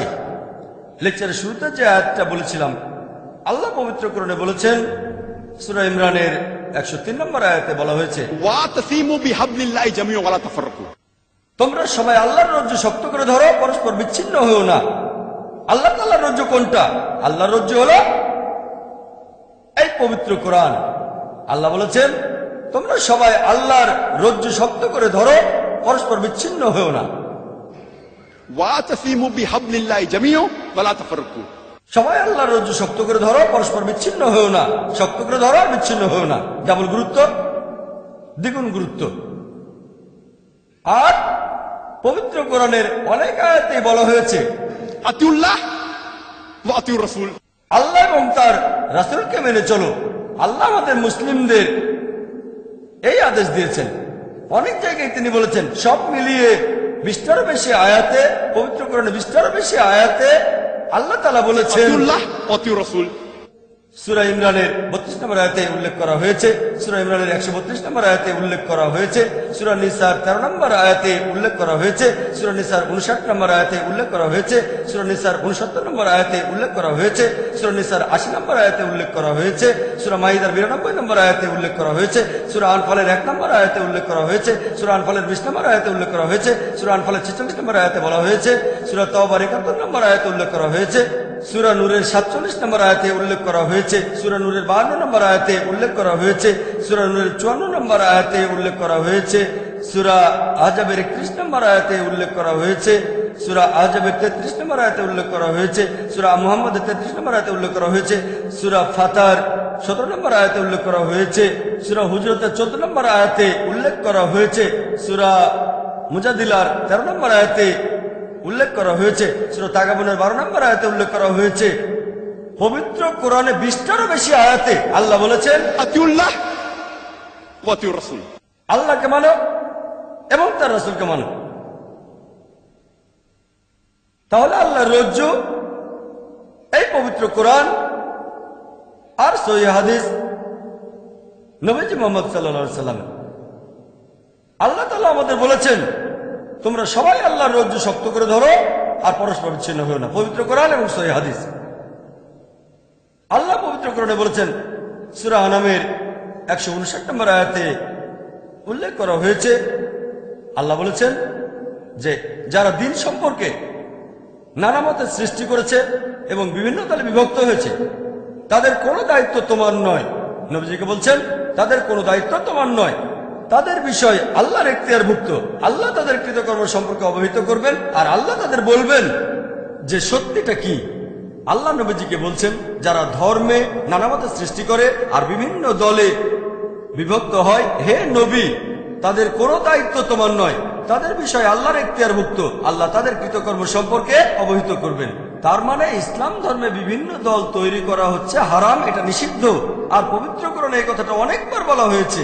আল্লাহ পবিত্র কোরআনে বলেছেন, সূরা রুমের 31-32 নম্বর আয়াতে উল্লেখ করা হয়েছে,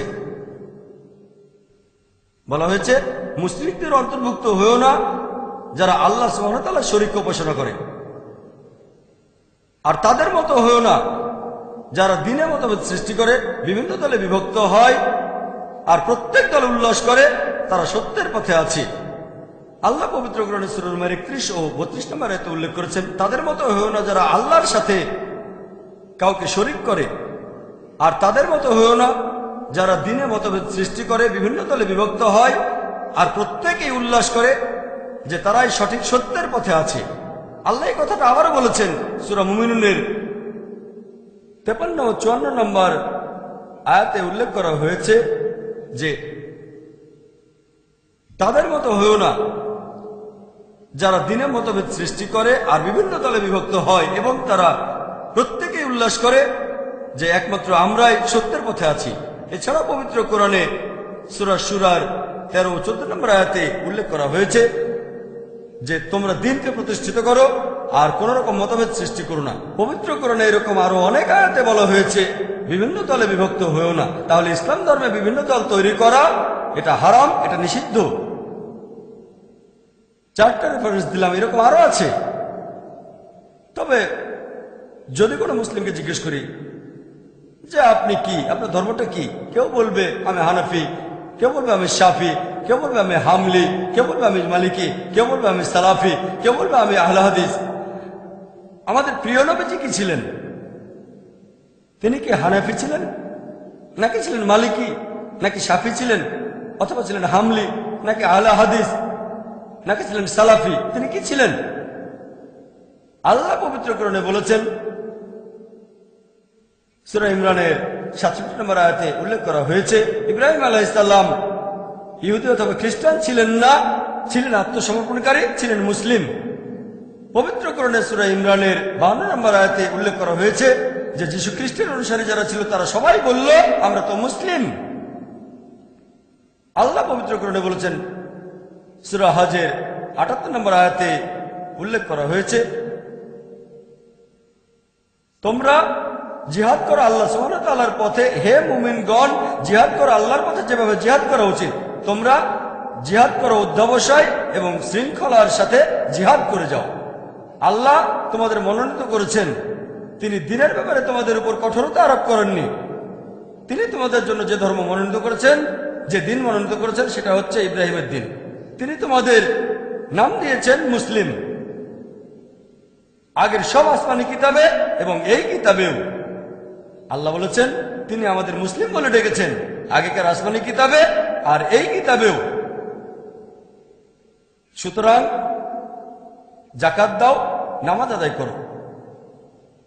তাহলে আল্লাহ বলেছেন তিনি আমাদের নামকরণ করেছেন মুসলিম, এই আসমানি কিতাবে আর আগের কিতাবে। তাহলে আল্লাহ আমাদের যে লেভেল দিয়েছেন সেটা হলো মুসলিম।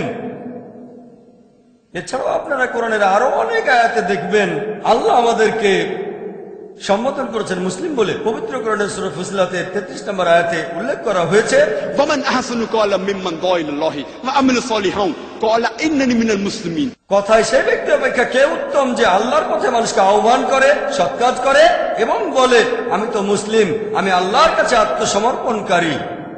আল্লাহ বলেননি যে আমরা হানাফি বা শাফি বা হামলি বা মালিকি বা সালাফি বা আহলে হাদিস। আল্লাহ আমাদের বলেছেন ক্বালা ইন্নানি মিনাল মুসলিমিন, বলো আমি একজন মুসলিম। আল্লাহ কথা আবার বলেছেন সূরা জুমারের 12 নম্বর আয়াতে উল্লেখ করা হয়েছে, বলো আমি সেই প্রথম কয়েকজনের মধ্যে একজন যারা মুসলিম, যারা আল্লাহর কাছে আত্মসমর্পণ করে। আল্লাহ বলছেন বলো তুমি সেই প্রথম কয়েকজন মুসলিমের ভেতরে একজন। আমার লেকচারের শুরুতে দাওয়ার মাস্টারকে এটা নিয়ে বলেছিলাম, একেবারে শুরুতে না, একটু পরে লেকচার শুরুর আগে।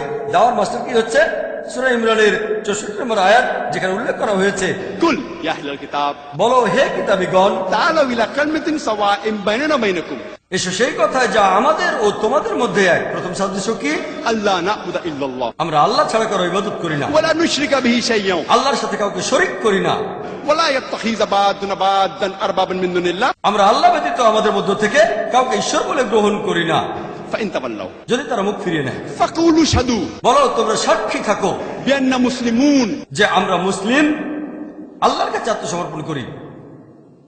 যখন আমরা অমুসলিমদের সাথে কথা বলি, কোনো সমস্যা হলে ফাকুলু শাদু তোমরা সাক্ষী থাকো যে আমরা মুসলিম, আল্লাহ তাআলার কাছে নিজের ইচ্ছাকে সমর্পণ করি। এরপর পবিত্র কোরআনে সূরা হজের 78 নম্বর আয়াতে উল্লেখ করা হয়েছে যে আল্লাহ আমাদের নামকরণ করেছেন মুসলিম। সব মিলিয়ে পবিত্র কোরআনের 7টি আয়াতে বলেছেন আল্লাহ তাআলা নিজেদের মুসলিম বলো, কুল কুল কুল বলো তোমরা মুসলিম, বলো তোমরা মুসলিম। পবিত্র কোরআনের সূরা ফুসিলাতের 33 নম্বর আয়াতে উল্লেখ করা হয়েছে। এরপর সূরা জুমারের 12 নম্বর আয়াতে উল্লেখ করা হয়েছে, সূরা ইমরানের 64 নম্বর আয়াতে উল্লেখ করা হয়েছে, সূরা বাকারার 136 নম্বর আয়াতে উল্লেখ করা হয়েছে, এরপর সূরা আম্বিয়ার 108 নম্বর আয়াতে উল্লেখ করা হয়েছে, সূরা কাসাসের 53 নম্বর আয়াতে উল্লেখ করা হয়েছে, সূরা আনকাবুতের 46 নম্বর আয়াতে উল্লেখ করা হয়েছে। পবিত্র কোরআনের 7টি জায়গায় আল্লাহ বলেছেন কুল বলো যে তোমরা মুসলিম, তোমরা বলো যে তোমরা মুসলিম। তাহলে মতভেদটা আসছে কোত্থেকে? তারা 4 জনে বিখ্যাত ইমাম, ইমাম আবু হানিফা, ইমাম মালিক, ইমাম শাফি, ইমাম আহমদ ইবনে হাম্বল। আমরা তাদের ভালোবাসি, সবাইকে শ্রদ্ধা করি, সবাইকে সম্মান করি, তারা বিখ্যাত বিশেষজ্ঞ। কিন্তু আমরা যদি এই ইমামদের জীবন কাহিনী পড়ি, তাহলে তাদের কথাগুলো আমরা বুঝতে পারবো সত্যিকার ভাবে। যদি ইমাম শাফির জীবন কাহিনী পড়েন, ইমাম আবু হানিফার জীবন কাহিনী পড়েন, তিনি আগে এসেছেন। তিনি জন্মেছিলেন 701 খ্রিস্টাব্দে সি খ্রিস্টিয়ান এরা, আর মারা গেছেন 767 খ্রিস্টাব্দে সি হিজরি 150 হিজরি সালে।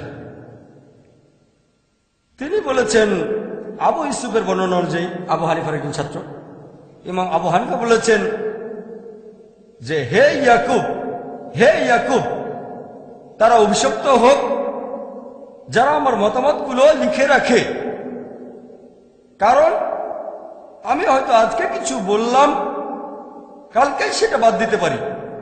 হয়তো আগামীকাল একটা মতবাদ দেব, পরের দিনই সেটা বাতিল করব। ইমাম আবু হানিফা বলেছেন হে ইয়াকুব, তারা অভিশপ্ত হোক যারা আমার মতবাদগুলো লিখে রাখে, কারণ আজকে হয়তো একটা মতামত দেব, কালই সেটা বাদ দিয়ে দেব। হয়তো আগামীকাল একটা মতবাদ দেব, পরের দিনই বাতিল করে দেব। তাহলে আবু হানিফা, আল্লাহ তাকে শান্তিতে রাখুন, রহমতুল্লাহ আলাইহি, তিনি তার মতামত লিখে রাখাকে উৎসাহিত করেননি। যদি না সেটার ব্যাপারে সবাই একমত হয়, সব বিশেষজ্ঞ আর ছাত্ররা যদি একমত হয়, সেক্ষেত্রে অনুমতি দিয়েছেন। এটা বাদে তার মতামত লিখে রাখা তিনি পছন্দ করতেন না। আর ইমাম হানিফার একজন ছাত্রের কথা অনুযায়ী জুফার, তিনি বলেছেন যে ইমাম আবু হানিফা, তিনি বলেছেন যে আমাদের সাবধান থাকতে হবে, আমাদের মতামত, আমরা তো মানুষ, সেজন্য ভুল হয়ে যেতে পারে। আমি আজকে যে মতটা দিয়েছি, আবু হানিফা বলেছেন, বর্ণনা দিয়েছেন আবু হানিফার একজন ছাত্র জুফার, যে আমি লোকজনকে নিষেধ করি কোন কোনো প্রমাণ ছাড়া মতামতটা প্রচার করতে যে মতামতটা আমি দিয়েছি, আবু হানিফা বলেছেন যে আমি লোকজনকে নিষেধ করি কোনো রকম প্রমাণ ছাড়া তারা যেন আমার মতামতগুলো প্রচার না করে। কোনো প্রমাণ ছাড়া আমার মতামতগুলো প্রচার করো না, আমার ফতোয়াগুলো অন্যদের কাছে প্রচার করো না। তার মানে যদি আপনি কোনো প্রমাণ না পান তাহলে ইমাম আবু হানিফার মতামতগুলো প্রচার করবেন না। তিনি লোকজনকে নিষেধ করেছেন যদি তারা কোনো প্রমাণ না পায় তাহলে ইমাম আবু হানিফার মতামতগুলো যেন প্রচার না করে, এটা বলেছেন ছাত্র জুফার। এরপর আরো দেখবেন যে ইমাম ইবনে আব্দুল বার্ক, ইমাম ইবনে আব্দুল বার্ক তিনি লিখেছেন, তিনিও একজন শ্রদ্ধেয় ইমাম। তিনি বলেছেন যে আবু হানিফা বলেছেন, ইমাম আবু হানিফা বলেছেন যে সহিহ হাদিসই আমার মাযহাব। যদি তোমরা সহিহ হাদিস খুঁজে পাও সেটাই আমার মাযহাব, যদি তোমরা একটা সহিহ হাদিস পাও সেটাই আমার জীবন দর্শন, সেটাই আমার মাযহাব। আর আবু হানিফা রাদিয়াল্লাহু আনহুর এক ছাত্র মুহাম্মদের কথা অনুযায়ী বলেছেন, আবু হানিফা বলেছেন যে ইমাম আবু হানিফা বলেছেন যদি আমার কোনো একটা ফতোয়া, আমার কোনো একটা মতামত আল্লাহর কিতাবের বিরুদ্ধে যায় এবং তার রাসূলের কথার বিরুদ্ধে যায়, আমার সে মতামত বাতিল করে দাও। তার মানে যদি ইমাম আবু হানিফার এমন কোন ফতোয়া পান যেটা আল্লাহ এবং রাসূলের বিরুদ্ধে যায়, কোরআন হাদিসের বিরুদ্ধে যায়, সেই ফতোয়া বাতিল করে দেন। আর লোকজন যখন জিজ্ঞেস করে আমার ওযু কি ভাঙবে যদি দুর্ঘটনাবশত কোনো মহিলাকে স্পর্শ করি, অথবা কেউ যদি জিজ্ঞেস করে যে সূরা ফাতিহা শেষ হলে আমরা শব্দ করে আমিন বলবো না কি বলবো না, তখন আমি বলি যে আমি সূরা ফাতিহা শেষ হলে শব্দ করে আমিন বলি। ধরেন ইমাম জামাতে পড়াচ্ছেন ফজরের নামাজ অথবা মাগরিব বা ইশার নামাজ, ইমাম যখন বললেন আমি শব্দ করে বলি আমিন। আর এই কারণেই আমি একজন পাক্কা হানাফি। আবু হানিফা বলেছেন যদি দেখো আমার কোনো মতামত, আমার কোনো ফতোয়া আল্লাহর কিতাব এবং রাসূলের বিরুদ্ধে যাচ্ছে, আমার ফতোয়া বাতিল করে দাও। তাই আমি ইমাম হানিফার ফতোয়া বাতিল করছি যে শব্দ করে আমিন বলো না, আর আমি সূরা ফাতিহা শেষ হলে জোরে করে আমিন বলছি। এই কারণেই আমি একজন পাক্কা হানাফি। হানাফি শব্দের অর্থ যে ইমাম আবু হানিফার শিক্ষাকে অনুসরণ করে। তাই আমি বলবো আমি একজন পাক্কা হানাফি 100%। অন্যান্য হানাফিরা হয়তো 60 বা 70%। সহিহ হাদিস আমার মাযহাব। আর ইবনে ওয়াহাবের কথা অনুযায়ী তিনি বলেছেন একদিন কিছু লোক ইমাম মালিককে জিজ্ঞেস করলো যে ওযু করার সময় আমাদেরকে কি পায়ের আঙ্গুলের ভেতরেও খুব ভালো করে পরিষ্কার করতে হবে? ইমাম মালিক বললেন নবীজি এটা করতেন না, করার প্রয়োজন নেই। এরপর যখন সবাই চলে গেল ইবনে ওয়াহাব ইমাম মালিককে বললেন, একটা হাদিসের উদ্ধৃতি দিলেন, সেই হাদিসটার বর্ণনা দিলেন। এখানে সম্পর্কে বলা হয়েছে যে আমাদের নবীজি ওযুর সময় তার পায়ের আঙ্গুলের ভেতরেও পরিষ্কার করতেন। ইমাম মালিক বললেন ঠিক, এটা তো ভালো হাদিস, সহিহ হাদিস। পরবর্তীতে যদি কেউ ইমাম মালিককে প্রশ্ন করত যে ওযু করার সময় কি আমরা পায়ের আঙ্গুলের ভেতরে পরিষ্কার করব, তিনি বলতেন হ্যাঁ, মতামতটা বদলে ফেললেন। তাহলে সহিহ হাদিসে যা বলা হয়েছে তার মতামতটা সেই অনুযায়ী হবে। আর ইমাম মালিক, আল্লাহ তাকে শান্তিতে রাখুন, তিনি বলেছেন যে আমি তো একজন মানুষ, আমার ভুল হতে পারে, মাঝে মধ্যে আমার কথা সঠিক, আমার মতামতটা ভুল হতে পারে আর মাঝে মধ্যে আমি সঠিক। তবে আমার কোনো মতামত যদি আল্লাহ এবং তার রাসূলের বিরুদ্ধে যায়, আমার মতামত বাতিল করে দাও। একই কথা যদি ইমাম মালিকের কোনো মতামত, ইমাম মালিক রাদিয়াল্লাহু আনহু নিজেই বলেছেন, আল্লাহ তাকে শান্তিতে রাখুন, যদি দেখো আমার কোনো মতামত, আমার কোনো ফতোয়া আল্লাহ এবং রাসূলের বিরুদ্ধে যাচ্ছে, আমার ফতোয়া বাতিল করে দাও, সেটাকে বাতিল করে দাও। তাহলে মালিকিরা যখন নামাজ আদায় করে তারা হাত দুটো ঝুলিয়ে রাখে। কিন্তু যদি আমরা আবু দাউদের হাদিস পড়ি, 1 নম্বর খণ্ড 755 নম্বর হাদিস আর 757 নম্বর হাদিস বলছে যে তোমরা হাত বাঁধবে নাভির নিচে। তবে এটা জয়ীফ হাদিস, এই দুটো জয়ীফ হাদিস। এটা বলেছেন ইমাম আবু দাউদ। আবু দাউদ 1 নম্বর খণ্ড 756 নম্বর হাদিস বলছে তোমরা নাভির উপরে হাত বাঁধো। এটার ভিত্তি জয়ীফ হাদিসটা চেয়ে বেশ শক্ত, কিন্তু পরের হাদিসটা আবু দাউদ 1 নম্বর খণ্ড 758 নম্বর হাদিস বলা হয়েছে যে নামাজ আদায় করার সময় তোমরা হাত বাঁধবে তোমাদের বুকের উপর। বলা হয়েছে এটা আরো শক্ত হাদিস, যদিও এটা মুরসাল হাদিস। মুরসাল মানে এখানে কিছু অংশ বাদ দেওয়া হয়েছে, কিন্তু তাফসিরে বলা হয়েছে এটা অন্যান্য হাদিসের চেয়ে বেশ মজবুত হাদিস। আপনারা যদি ইবনে খুজাইমার হাদিস পড়েন, সেখানেও বলা হয়েছে নবীজি সাল্লাল্লাহু আলাইহি সাল্লাম বুকের কাছে হাত বাঁধতেন। এমনকি এটাও একটা মুরসাল হাদিস, কিন্তু অন্যান্য হাদিসের পাশাপাশি শেখ নাসিরউদ্দিন আলবানী তিনি বলেছেন এটা সহিহ হাদিস। তাহলে নামাজের সময় হাত কোথায় রাখবেন এ ব্যাপারে মজবুত হাদিস হচ্ছে বুকের কাছে হাত বাঁধেন। তাই আমি যখন নামাজ পড়ি আমি হাত রাখি আমার বুকের উপর। সেজন্যই বলেছি আমি একজন পাক্কা মালিকি। ইমাম মালিক বলেছেন যদি দেখো আমার কোনো ফতোয়া আল্লাহ এবং রাসূলের বিরুদ্ধে যাচ্ছে, আমার সে ফতোয়া বাতিল করে দাও। এখন যদি মালিকিরা বলে ইমাম মালিক বলেছেন তোমাদের বুকের কাছে হাত বাঁধো, যদিও তিনি বলেননি, তারপরে ধরে নিলাম যে তিনি বলেছেন। তিনি আরো বলেছেন যদি আমার কোনো ফতোয়া আল্লাহ রাসূলের বিরুদ্ধে যায় তাহলে সেটা বাদ দিয়ে দাও। আমি তার ফতোয়াকে বাদ দিয়েছি। নামাজের সময় হাত বাঁধি বুকের উপরে, আর সেজন্য আমি পাক্কা মালিকি, 100%, কোনো ফাঁক নেই। অন্যান্য মালিকরা হয়তো 60-70%, আর আমি 100% সম্পূর্ণ মালিকি। আর আপনারা যদি ইতিহাস পড়েন, আব্বাসীদের শাসন আমলে যখন আব্বাসীয় খলিফারা শাসন করতেন, আবু জাফর আর হারুনুর রশিদ, এই দুজন খলিফায় তারা ইমাম মালিকের ফতোয়াগুলো ছাপাতে চেয়েছিলেন, যেটাকে বলা হয় মুয়াত্তা মালিক। তিনি বললেন না, কারণ নবী সাল্লাল্লাহু আলাইহি সাল্লামের সাহাবীগণ বিভিন্ন প্রান্তে ছড়িয়ে আছেন। আমি যতটুকু জানি তার উপর ভিত্তি করে বিভিন্ন মতামত দেই। যেহেতু নবী সাল্লাল্লাহু আলাইহি সাল্লামের সাহাবীগণ পৃথিবীর বিভিন্ন প্রান্তে ছড়িয়ে আছেন, আমি নিশ্চিতভাবে বলতে পারি না যে আমার মতামত সঠিক কিনা। সেজন্য তিনি তার মুয়াত্তা লেখার জন্য খলিফাদেরকে অনুমতি দেননি। তার ফতোয়াকে তিনি সেই দেশের আইন বলে মেনে নিতে রাজি হননি। চিন্তা করেন, ইমাম মালিক ব্যাপারটাকে এভাবেই দেখতেন। আল্লাহ তাকে শান্তিতে রাখুন। এরপর আছেন ইমাম শাফি। ইমাম শাফি তিনি ইমাম মালিকের ছাত্র ছিলেন। এছাড়াও তিনি ইমাম হানিফার একজন ছাত্রের ছাত্র ছিলেন। আর ইমাম শাফি বলেছেন এটা সম্ভব না যে একজন মানুষ নবীজি সাল্লাল্লাহু আলাইহি সাল্লামের সবগুলো হাদিসই জানবে। যদি আপনি কোনো একটা হাদিস না জানেন, আপনার ফতোয়া ভুল হতে পারে। আর এই কারণেই তিনি বলেছেন যদি দেখো কোনো মতামত ইমাম মালিকের মতামত অথবা আমার মতামত বা ইমাম মালিকের বা আল আউজারির বা থাউরির, আগে দেখো তারা এটা কোথায় পেয়েছেন, তার উৎসটা কোথায়। তিনি বলেছেন আমার মতামত অন্ধভাবে অনুসরণ করো না, চোখ বুঝে আমাকে অনুসরণ করো না, আগে দেখো মতামতটা কোত্থেকে পেয়েছেন, পেছনে যাও। আর ইমাম শাফি আল্লাহ তাকে শান্তিতে রাখুন রহমতুল্লাহ আলাইহি, তিনি বলেছেন যে যদি কোনো সহিহ হাদিস খুঁজে পাও সেটাই আমার মাযহাব। তাহলে ইমাম শাফির মাযহাবটা হচ্ছে সহিহ হাদিসের মাযহাব। তিনি বলেছেন যদি কোনো সহিহ হাদিস খুঁজে পাও যেটা আমার মতামতের বিরুদ্ধে যায়, মতামতটা বাতিল করে দাও। ইমাম শাফি বলেছেন যদি দেখো আমার কোনো ফতোয়া আল্লাহ এবং রাসূলের বিরুদ্ধে যাচ্ছে, আমার ফতোয়া বাদ দিয়ে দাও।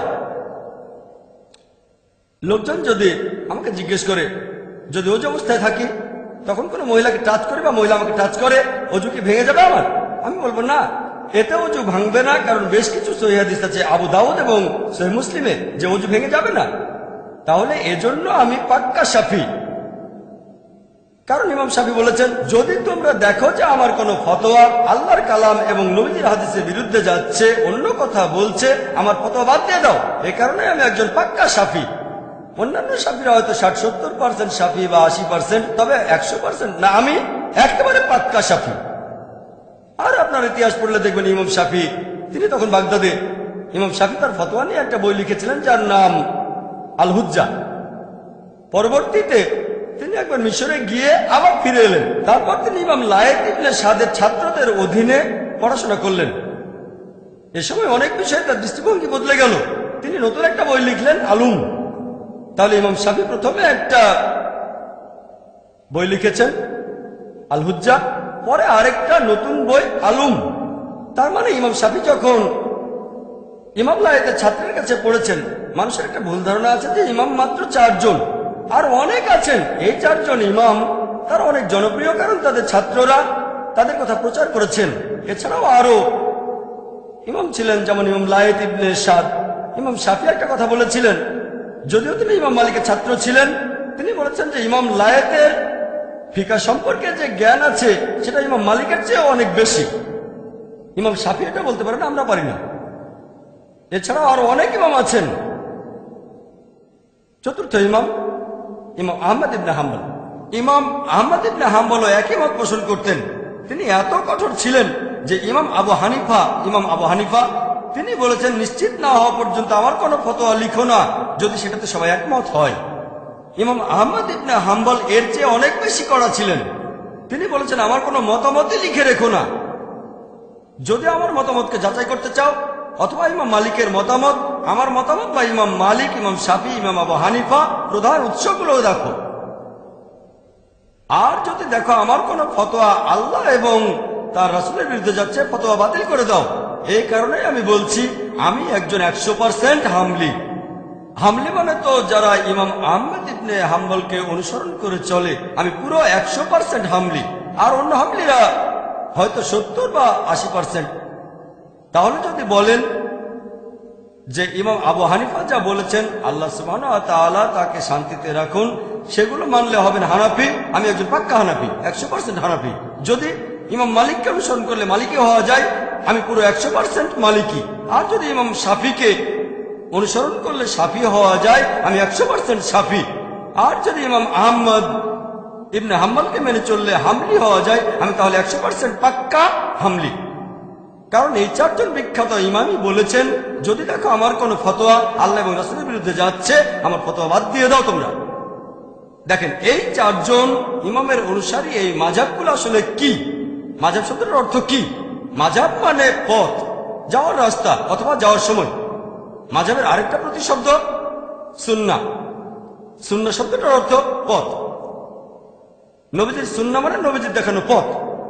তাহলে এই চারজন বিখ্যাত ইমামের মাযহাব ছিল আমাদের নবীজির মাযহাব।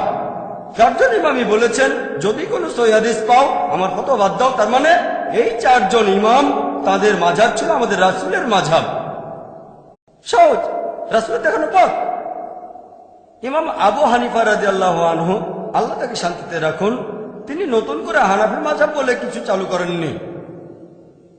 ইমাম মালিকি মাযহাব নামে নতুন কিছু চালু করেননি।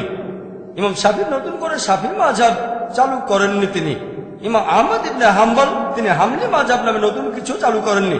তারা সবাই নবীজির মাযহাব অনুসরণ করেছেন। খ্রিস্টানদের মধ্যে এরকম একটা ভুল ধারণা আছে, যীশু খ্রিস্ট খ্রিস্টান ধর্ম প্রচার করতে আসেননি, তিনি এসেছিলেন ইসলাম প্রচার করতে। একইভাবে এই চারজন ইমামের সবাই এসেছিলেন আমাদের জ্ঞান দিতে, আল্লাহ এবং রাসূলের বিভিন্ন নির্দেশের ব্যাখ্যা দিতে। তারা নবীজি সাল্লাল্লাহু আলাইহি ওয়াসাল্লামের মাযহাব ছাড়া অন্য কোনো মাযহাবে ছিলেন না। আল্লাহ পবিত্র কোরআনে বলেছেন, সূরা নিসার 59 নম্বর আয়াতে উল্লেখ করা হয়েছে, আতিউল্লাহ আতিউর রাসূল। আল্লাহকে মানো এবং তার রাসূলকে মানো, এবং যারা তোমাদের মধ্যে ক্ষমতার অধিকারী, যারা বিভিন্ন ক্ষমতার অধিকারী এবং জ্ঞানের অধিকারী, আপনারা মানবেন আল্লাহ এবং তার রাসূলকে। এরপরে আল্লাহ বলেছেন, তোমাদের মধ্যে যারা ক্ষমতার অধিকারী, যারা জ্ঞানের অধিকারী। তবে আয়াতটা এখানে শেষ হয়ে যায়নি। এখানে আরো বলা হয়েছে, যদি তাদের মতভেদ থাকে আল্লাহ এবং রাসূলের কাছে ফিরে যাও। তাহলে যাদের জ্ঞান আছে, ইমাম শাফি, ইমাম আহমদ ইবনে হাম্বল, ইমাম মালিক, ইমাম আবু হানিফা, আল্লাহ তাদের শান্তিতে রাখুন সবাইকে, তাদের মতভেদ থাকলে আল্লাহ এবং রাসূলের কাছে ফিরে যাবেন। চারজন ইমাম একই কথা বলেছেন, যদি আমার ফতোয়া আল্লাহ এবং রাসূলের বিরুদ্ধে যায়, আমার ফতোয়া বাদ দাও। আল্লাহ একই কথা বলেছেন, আল্লাহ এবং রাসূলকে মানো, এবং যারা ক্ষমতার অধিকারী, যারা জ্ঞানের অধিকারী, তাদের মতভেদ থাকলে আল্লাহ এবং রাসূলের কাছে ফিরে যাও। যদি আল্লাহ এবং শেষ বিচারের দিনে বিশ্বাস রাখো, কারণ এটাই হলো উত্তম এবং পরিণামে প্রকৃষ্টতর। কোন রকম মতভেদ থাকলে আমরা কি করব? আল্লাহ এবং রাসূলের কাছে ফিরে যাব। ব্যাপারটা খুব সহজ। তবে কিছু মুসলিম আছে যারা আমাকে প্রশ্ন করতে পারে, ভাই জাকির ভালো, যেসব লোকের কোরআন এবং হাদিসের যথেষ্ট জ্ঞান আছে, তাদের জন্য এটা সহজ যে কোনটা ভুল আর কোনটা ঠিক, কোনটা সহিহ হাদিস আর কোনটা জয়ীফ হাদিস। এখন আমরা কিভাবে সাধারণ মুসলিম হিসেবে, কমন মুসলিমরা বুঝতে পারবো যে কোনটা ঠিক আর কোনটা ভুল? প্রশ্নটা খুবই সুন্দর। আমি তাদের বলি, তারা বলে এই জন্য আমরা তাকলিদ করি। তখন তাদের বলি এই তাকলিদ শব্দটার অর্থ কি? তাকলিদ মানে দেখেন, কোন ইমামের কথাগুলো অনুসরণ করলে সেটাকে তাকলিদ বলা হয় না, হবেন মুকাল্লিদ। যদি আপনি প্রমাণ করে দেখান আপনার ইমাম ভুল করেছেন, তারপর সেটা শুধরে দিলেন, তখনও আপনি থাকবেন মুকাল্লিদ। যেমন ধরেন, যদি আপনার মায়ের হার্টে কোনো সমস্যা থাকে, ঠিক হার্টে সমস্যা আছে, তাহলে ডাক্তার লাগবে। এখন কার কাছে যাবেন? ডাক্তার কাছে তো যাবেন না, যাবেন একজন হার্ট স্পেশালিস্টের কাছে। আপনি ভেবে দেখবেন এমবিবিএস, না না না না, এমডি, হ্যাঁ এমডি। এমডি কিসের উপরে? ব্রেনের উপর? না না না না, হার্ট। ঠিক আছে, তাহলে ডাক্তারের কাছে যাওয়ার আগে রিসার্চ করবেন আপনি। আপনি সেই ডাক্তারের ডিগ্রিটা দেখবেন, এমবিবিএস, না না না, এমডি, হ্যাঁ কিসের উপরে এমডি? গাইনোকোলজি, না না না, কিডনি, না না না, ব্রেন, না না না, কার্ডিওলজি, হ্যাঁ ঠিক আছে, ডিএম, আরো উপরে এমডি অফ মেডিসিন, তার চেয়ে বড় ডাক্তার হচ্ছে ডিএম। আগে রিসার্চ করে তারপরে ডাক্তারের কাছে যান। যে কোনো ডাক্তারকে তো দেখাবেন না। যদি রাস্তায় কেউ বলে আপনার মায়ের হার্টের সমস্যা, একটা কাজ করেন, আপনি কি সেটা করবেন? তার কথা শুনবেন না, আপনি রিসার্চ করবেন। একইভাবে তৃতীয় ক্যাটাগরি, আতিউল্লাহ আতিউর রাসূল, আল্লাহ এবং তার রাসূলকে মানো। তৃতীয় ক্যাটাগরি হলো তোমাদের মধ্যে যাদের জ্ঞান আছে অথবা যারা হলো ক্ষমতার অধিকারী। আপনি রিসার্চ করবেন। একজন বিশেষজ্ঞ কোনো মত দিলে সেটা ঠিক হতে পারে, ভুলও হতে পারে, আপনি সব চেক করতে পারবেন না। ধরেন 10 জন বিশেষজ্ঞের মত শুনলেন, আপনি বললেন যে প্রথম বিশেষজ্ঞ প্রায় 30-40টা রেফারেন্স দিয়েছেন, আমি 20টা চেক করে দেখেছি, 20টাই কোরআন এবং সহিহ হাদিসে, তাহলে 21 নম্বরটা চেক করতে হবে না। এরপর তৃতীয় বিশেষজ্ঞকে দেখলেন, তারটা হলো মিক্সচার, কিছু আছে সহিহ হাদিস আর কিছু জয়ীফ হাদিস। তৃতীয় বিশেষজ্ঞ, তার বলা বেশিরভাগ কথাই হচ্ছে ভিত্তিহীন, সেখানে কোনো সহিহ হাদিস নেই। বুখারী, সহিহ বুখারী খোলেন, 7000-এরও বেশি হাদিস আছে, একটা সাথেও মিলে না। তাহলে অনেক বিশেষজ্ঞ আছেন, আপনি চেক করে দেখবেন। এখন আপনি চেক করে তারপর বুঝতে পারলেন যে হ্যাঁ প্রথম বিশেষজ্ঞ, হ্যাঁ কথা বলার সময় তিনি রেফারেন্স দেন, সব রেফারেন্স গুলো চেক করি কোরআন হাদিস দিয়ে। তারপর কি হবে? তাদের কোনো প্রশ্ন করলেন, 3 জন বিশেষজ্ঞ মতামত দিলেন, আপনি অটোমেটিক্যালি মানবেন প্রথম জনের কথা, কারণ এর আগে তার 20টা রেফারেন্স চেক করেছেন, সবগুলোই ঠিক ছিল। তাহলে ইনশাআল্লাহ 21 নম্বর রেফারেন্সটাও ঠিক হবে। প্রত্যেক মুসলিম বিশেষজ্ঞের বলা সবকিছু চেক করতে পারবেন না। আপনি এখানে আগে রিসার্চ করে নেবেন। প্রথম যে বিশেষজ্ঞ, হ্যাঁ তিনি কোরআন হাদিস নিয়ে কথা বলেন, ধরেন মোট 4 জন বিশেষজ্ঞ, ইনি হলেন প্রথম বিশেষজ্ঞ। এরপর দ্বিতীয় বিশেষজ্ঞ যা বলেছেন তার কিছু সঠিক কিছু বেঠিক। এরপর তৃতীয় যে বিশেষজ্ঞ, বেশিরভাগই ভুল। তাহলে আপনি রিসার্চ করে বোঝার চেষ্টা করবেন যে কেমন বিশেষজ্ঞ। তারপর যদি রিসার্চ না করে প্রথম বিশেষজ্ঞকে মেনে চলেন, কোনো সমস্যা নেই। তবে ধরেন আপনি প্রথম বিশেষজ্ঞের কথা মানেন, তার উপরে রিসার্চ করেছেন, আরেকজন বিশেষজ্ঞ বললেন প্রথমজন যা বলেছেন সেটা ভুল, আমি প্রমাণ করে দেখাতে পারি কোরআন এবং হাদিস দিয়ে। প্রমাণটা চেক করেন, যদি প্রমাণ ভুল হয় তাকে বাতিল করেন, প্রথমজনকে মেনে চলেন। কিন্তু সেই প্রমাণটা সেই বিশেষজ্ঞ যেটা দেখিয়েছেন যে কোরআন আর হাদিসের কথা প্রথম বিশেষজ্ঞের কথার বিরুদ্ধে যাচ্ছে, তাহলে প্রথম বিশেষজ্ঞের কথা বাতিল করে দেন। এখানে আরেকটা উদাহরণ দেই। যেমন ধরেন আমি যখন কিছু শুনি, আমি যেটা বলি লেকচারের আগে আমি রিসার্চ করি, কিন্তু আমার মাথার ভেতরে আরো অনেক তথ্য আছে, অনেক ইনফরমেশন আছে যেগুলো চেক করা হয়নি। তারপরও ক্যাটাগরি করি। যেমন ধরেন, যদি আমি শেখ নাসিরউদ্দিন আলবানীর কোনো মতামত শুনি, মাশাআল্লাহ তিনি কিছুদিন আগে মারা গেছেন, আমার মতে তিনি বর্তমান সময়ের অন্যতম সেরা মুহাদ্দিস ছিলেন, তাই তিনি যা বলেছেন আমি সেগুলো অনুসরণ করি, কারণ আমি চেক করে দেখেছি তিনি মাশাআল্লাহ কোরআন হাদিস অনুযায়ী কথা বলতেন। কিন্তু কেউ যদি ফতোয়া দেন নাসিরউদ্দিন আলবানীর বিরুদ্ধে, যদি সেটা কোরআন হাদিস অনুযায়ী হয়, নাসিরউদ্দিন আলবানীর ফতোয়াটাকে আমি বাতিল করে দেব, করতে পারি। তবে আমি জানি যে প্রত্যেক মানুষই ভুল করতে পারে। ইমাম শাফি ভুল করেছেন, ইমাম আবু হানিফা ভুল করেছেন, ইমাম আহমদ ইবনে হাম্বল, ইমাম মালিকও ভুল করেছেন। তাহলে নাসিরউদ্দিন আলবানী ভুল করতে পারেন, করতে পারেন। তবে সেই বিশেষজ্ঞদের একজন যারা কোরআন হাদিস অনুযায়ী কথা বলেন, তাহলে যদি কেউ ফতোয়া দেন এখানকার স্থানীয় লোক আর নাসিরউদ্দিন আলবানী, আমি আলবানীর কথাটাই মানবো। যদি হাতে সময় থাকে তবে লেকচারে কিছু বললে সেটা আমি চেক করি, লেকচারটা চেক করে নিই, কারণ সেটা দায়িত্ব আমার। তবে যদি আমি কোনো মতামত দিতে চাই, আমার পক্ষে সব হাদিস চেক করা সম্ভব না, কঠিন, সাধারণ মানুষের পক্ষে কঠিন। তাই দেখতে হবে কোন বিশেষজ্ঞের কথা শুনছেন, অথবা কোন বইটা পড়ছেন, কার লেখা বই পড়ছেন, কার লেকচারের কাছে আপনি শুনছেন। এভাবে ক্যাটাগরি করেন। ভালো বিশেষজ্ঞ, এই বিশেষজ্ঞের 20% কথা ভুল, এই বিশেষজ্ঞের 50%, এই বিশেষজ্ঞের 90% ভুল। তারপর যদি হাতে সময় না থাকে আর প্রথম বিশেষজ্ঞের উপরে আপনার ভরসা থাকে, সবকিছু চেক করতে আর হবে না। যদি হাতে সময় থাকে তাহলে চেক করেন, ভালো, আলহামদুলিল্লাহ, মাশাআল্লাহ। যদি সময় থাকে চেক করতে পারেন, তবে এটা তাকলিদ না।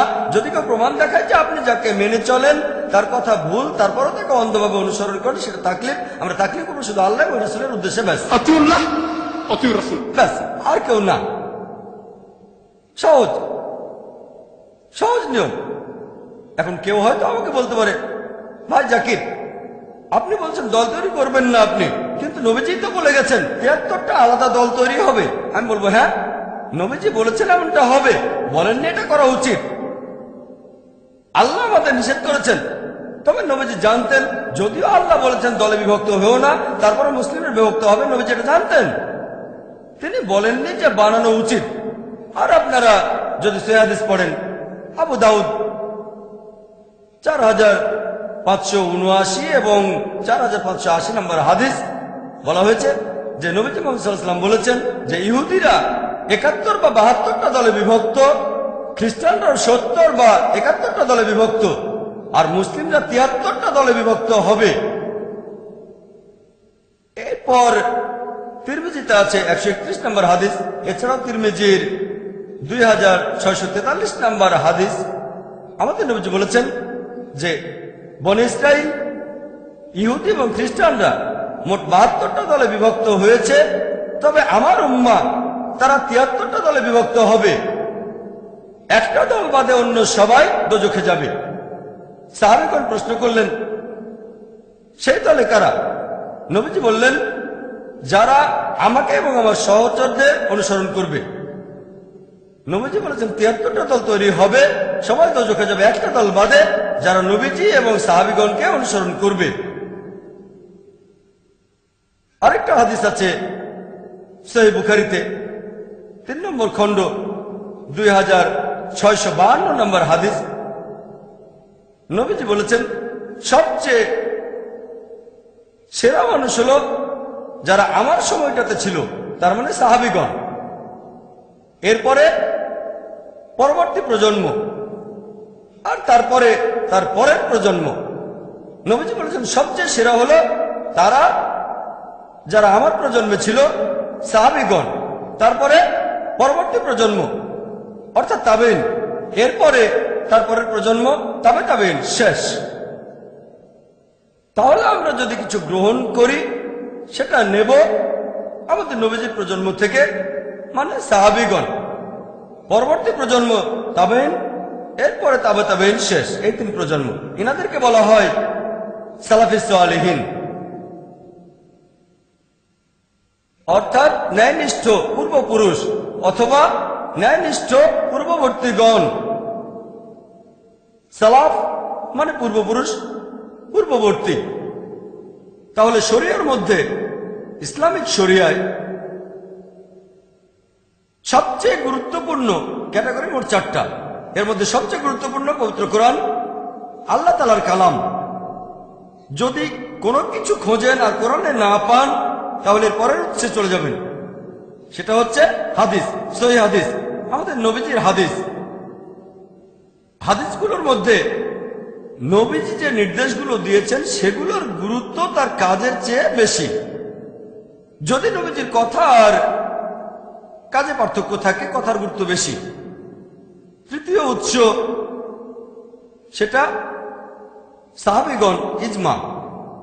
3টা প্রজন্ম, সাহাবীগণ, তাবেঈন, তাবে তাবেঈন, ইজমা। সাহাবীগণের কয়েকজনের মতামত, সেটা একজনের মতামতের চেয়ে বেশি গুরুত্ব পাবে। তারপর তাবেইন, তাবে তাবেইন। আর একেবারে শেষ উৎস হলো কিয়াস। যদি প্রথম তিনটা উৎস থেকে কিছু না পান, কোরআনে পেলেন না, হাদিসে পেলেন না, তারপরে এই তিনটা প্রজন্মের জীবন কাহিনীতেও কিছু পেলেন না, তখন ব্যবহার করবেন কিয়াস, সাদৃশ্য দেখে অনুমান করা। إن في خلق السماوات والأرض واختلاف الليل والنهار والفلك التي تجري في البحر بما ينفع الناس وما أنزل الله من السماء من ماء فأحيا به الأرض بعد موتها وبث فيها من كل دابة. About every move you make, it's time to share and to declare the hope in my heart won't break.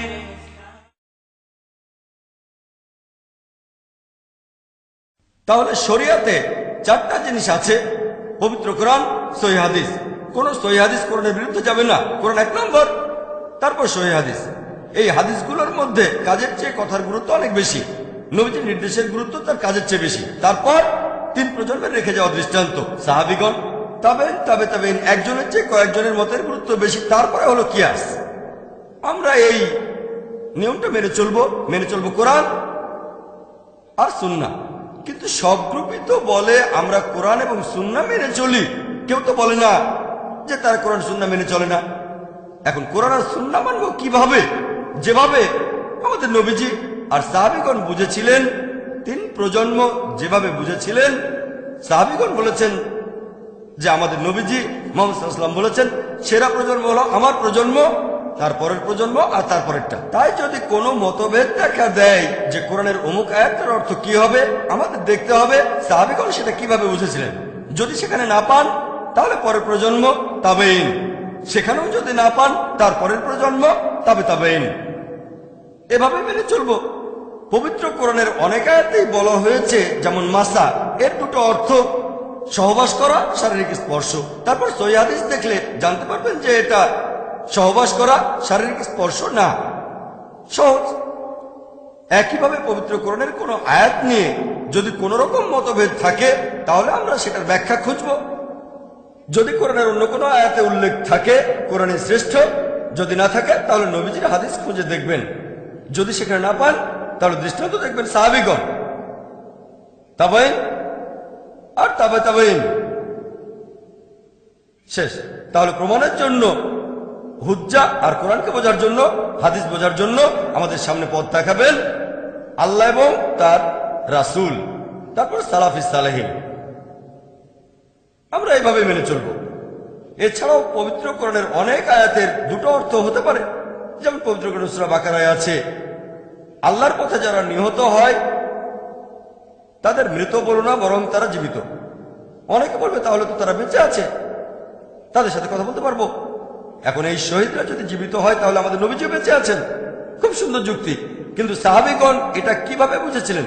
তারা কি ধরে নিয়েছিলেন যে নবীজি বেঁচে আছেন? তারাই কবর দিয়েছেন। তারা নবীজির জানাজার নামাজও পড়েছেন। যুদ্ধের ময়দানে যখন মুসলিমরা শহীদ হয়েছেন, সাহাবীগণ তাদের জানাজার নামাজও পড়েছেন। জীবিত কারো জানাজার নামাজ কি পড়া যায়? না। এখানে কোরআনের আয়াতটা বলছে শত্রুরা যখন উল্লাস করে বলে তোমাদের লোকদের মেরেছি, তবে তাদের সাথে পরকালে দেখা হবে, তারাই সবচেয়ে লাভবান। এখানে শারীরিক বেঁচে থাকার কথা বলা হচ্ছে। যদি শারীরিকভাবে জীবিত থাকতেন সাহাবীগণ কবর দেবেন কেন? তাহলে পবিত্র কোরআনের কোন আয়াত নিয়ে যদি মতভেদ দেখা দেয় তাহলে ব্যাখ্যা খুঁজবেন কোরআন, হাদিস আর সাহাবীগণের বিভিন্ন দৃষ্টান্তে, সেখানে উত্তরটা পাবেন। খুবই সহজ, কঠিন না। বিশেষজ্ঞ হতে হবে না, আপনাকে সামান্য একটু রিসার্চ করতে হবে, সামান্য, বেশি না। এখন আরেক দল লোক আছে, যখন তাদের বলি যে আপনি কোন দলে, আপনার পরিচয় কি, তারা বলে আমি আহলে হাদিস। আমি বলি আহলে হাদিসের অর্থটা কি? তারা বলে আমরা হলাম কোরআন আর সুন্নাহর অনুসারী, কোরআন এবং হাদিস। আমি বললাম ভালো, যুক্তি আছে। আমি তাদের বলি ঠিক আছে, আপনি নিজেকে আহলে হাদিস বলছেন, কিন্তু আমি আমাকে বলি আহলে সহিহ হাদিস, কারণ আমি মানি শুধু কোরআন আর সহিহ হাদিস। অনেক মুসলিম মেনে চলে জয়ীফ হাদিস, আর মৌদু হাদিস, আমি আহলে সহিহ হাদিস।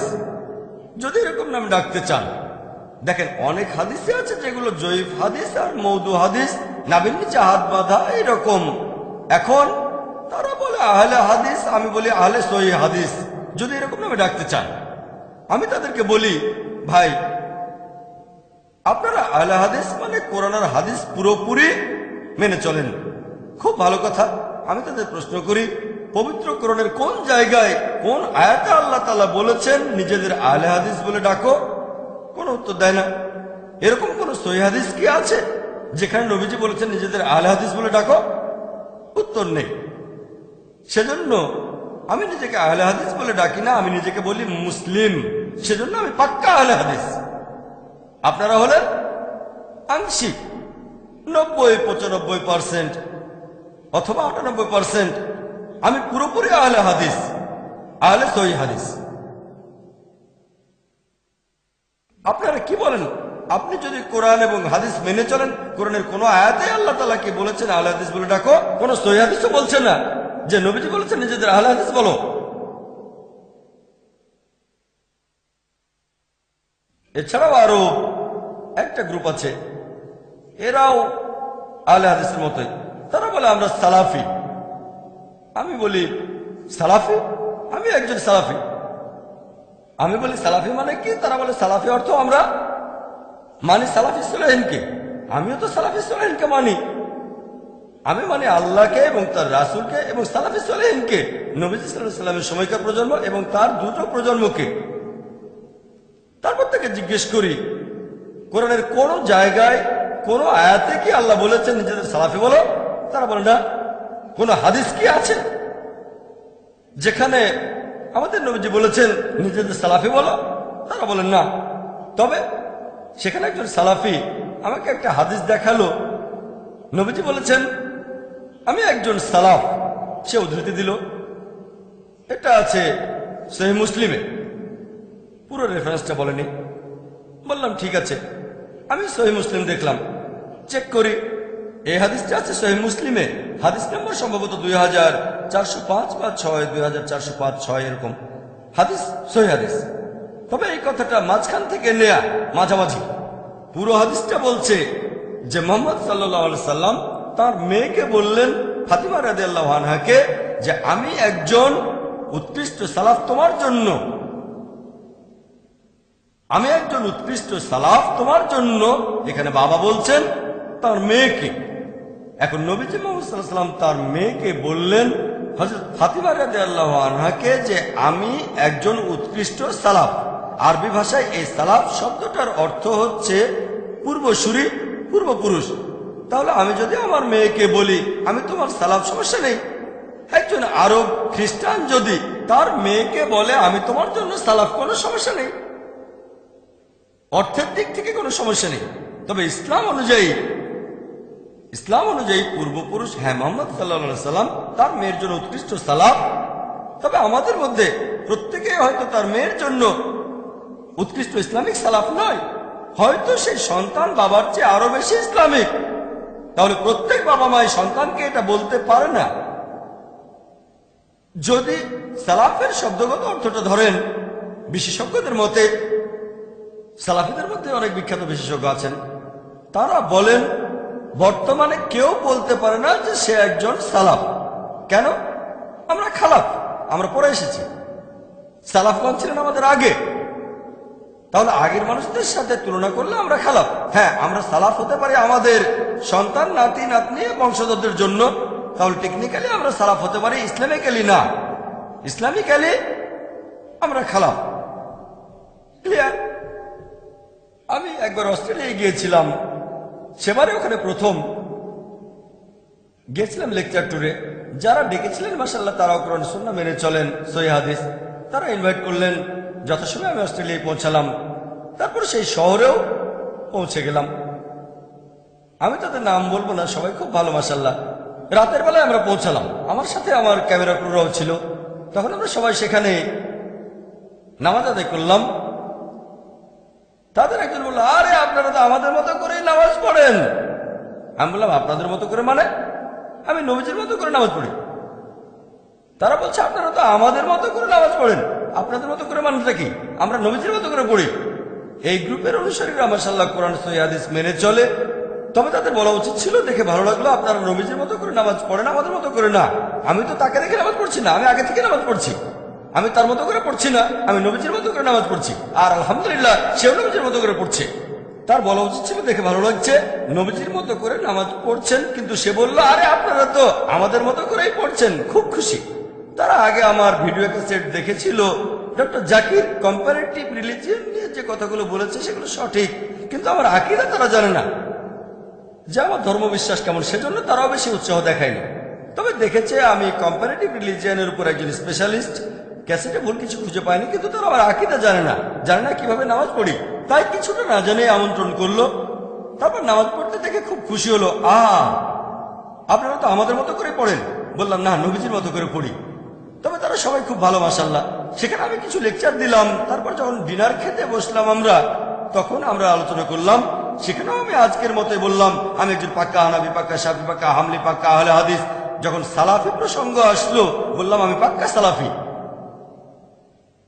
তবে কোরআন বলছে না নিজেদের সালাফি বলে রাখো, অথবা কোনো সহিহ হাদিসও নেই যেখানে নবীজি বলেছেন নিজেদের সালাফি বলো। প্রায় সবাই আমার সাথে একমত হলো, শুধু একজন বাদে।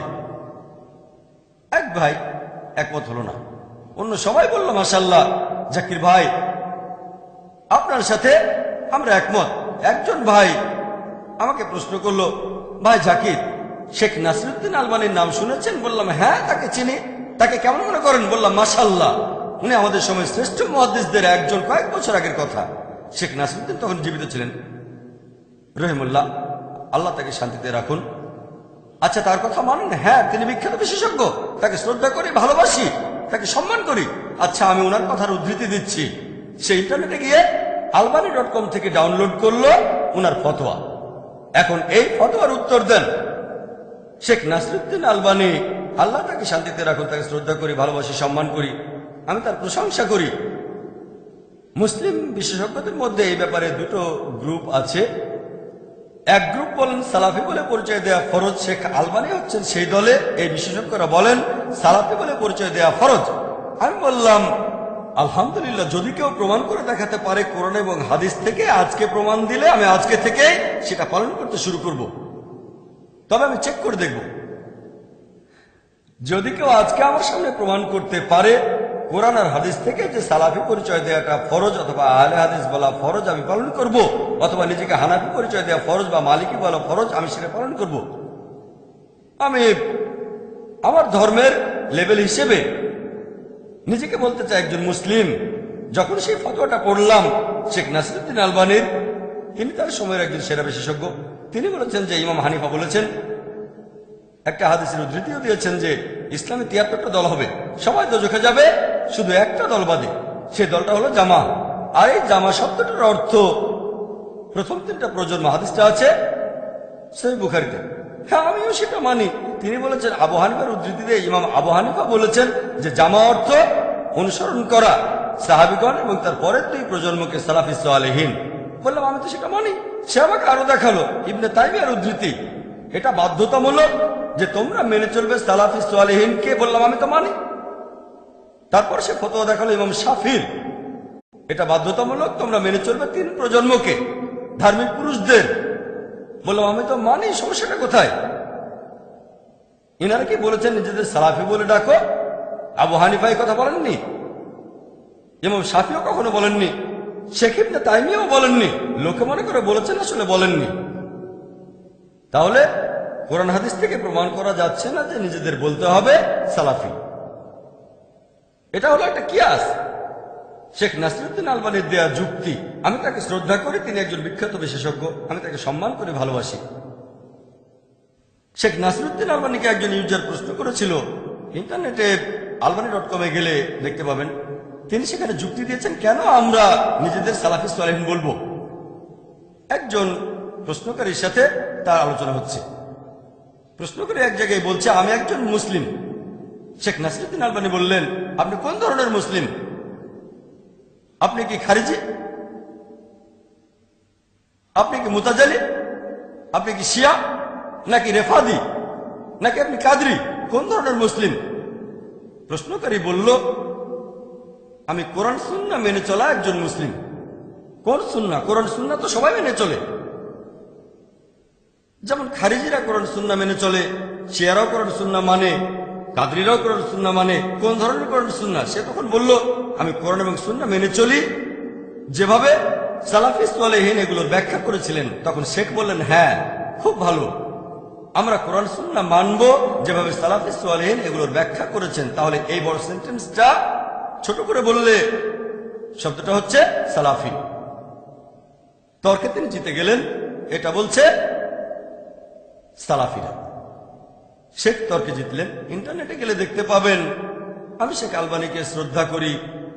আমার অনেক লেকচারে কোনটা সহিহ হাদিস কিনা সে ব্যাপারে ওনার রেফারেন্স দিয়েছি। তাকে শ্রদ্ধা করি, ভালোবাসি, তাকে সম্মান করি। তবে তাকলিদ না, তাকলিদ না। তাকলিদ শুধুমাত্র আল্লাহ এবং রাসূলের জন্য। হ্যাঁ, এটা যুক্তি, এটা হলো কিয়াস।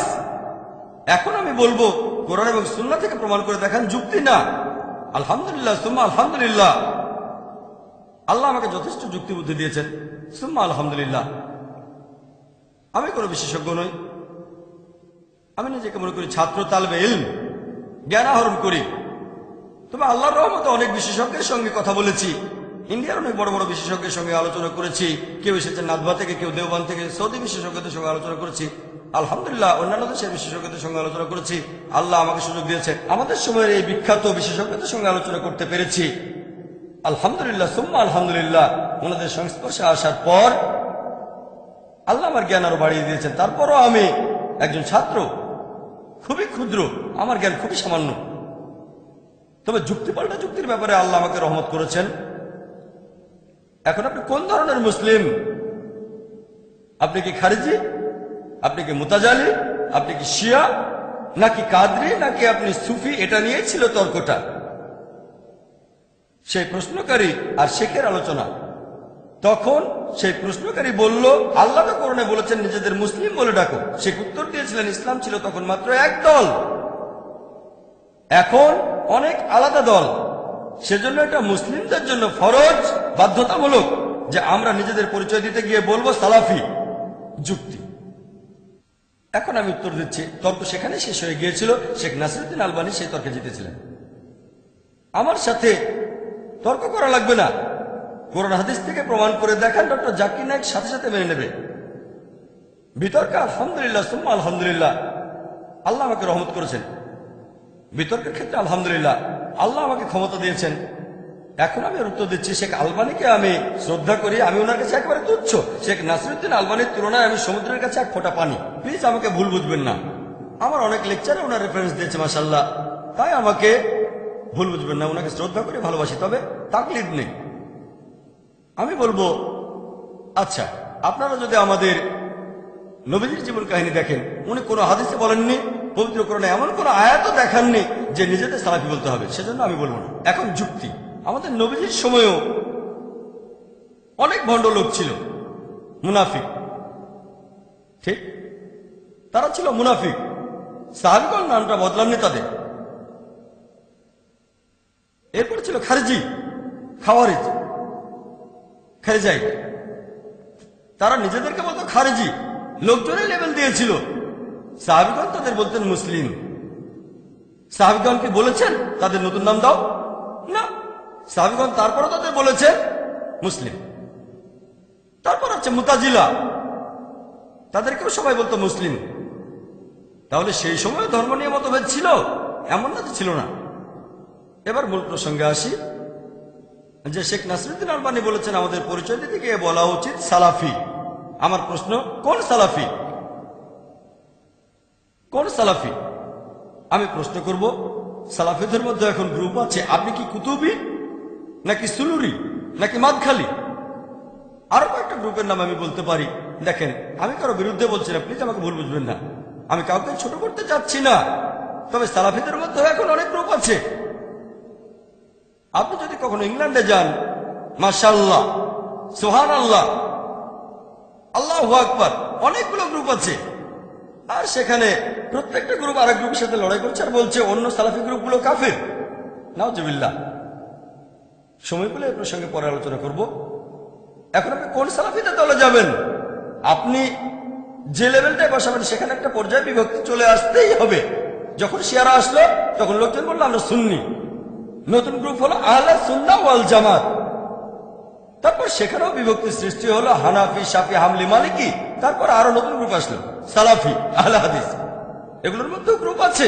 যখনই আমরা মানুষরা কোনো কিছুতে একটা লেভেল বসাবো সেটা নিয়ে মতভেদ হবেই। এমনকি আমাদের ধর্ম নিয়েও অনেক ব্যাপারে মতভেদ হবে, সেটা আল্লাহ তাআলা বলেছেন। শুধুমাত্র মানুষের দেয়া লেভেলে মতভেদ হয় না।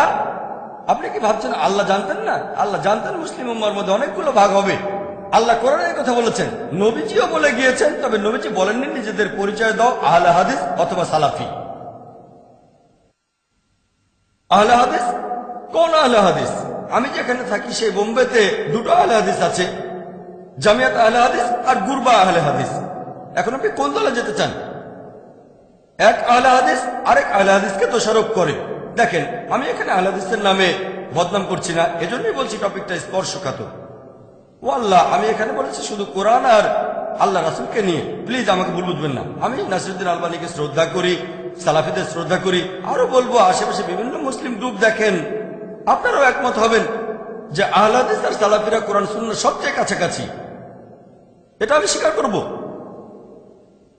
তবে তবে কোন সালাফি? প্রথম দিকে হয়তো নাসিরউদ্দিন আলবানীর সময়ও সালাফিদের মধ্যে গ্রুপ ছিল, এখন অনেক গ্রুপ আছে।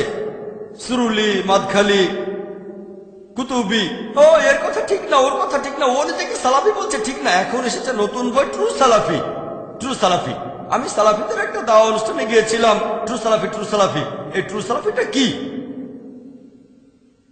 আমরা বোম্বেতে দাওয়ার উপরে ট্রেনিং দেই। পৃথিবীর বিভিন্ন দেশ থেকে লোকজন ট্রেনিং নিতে আসেন।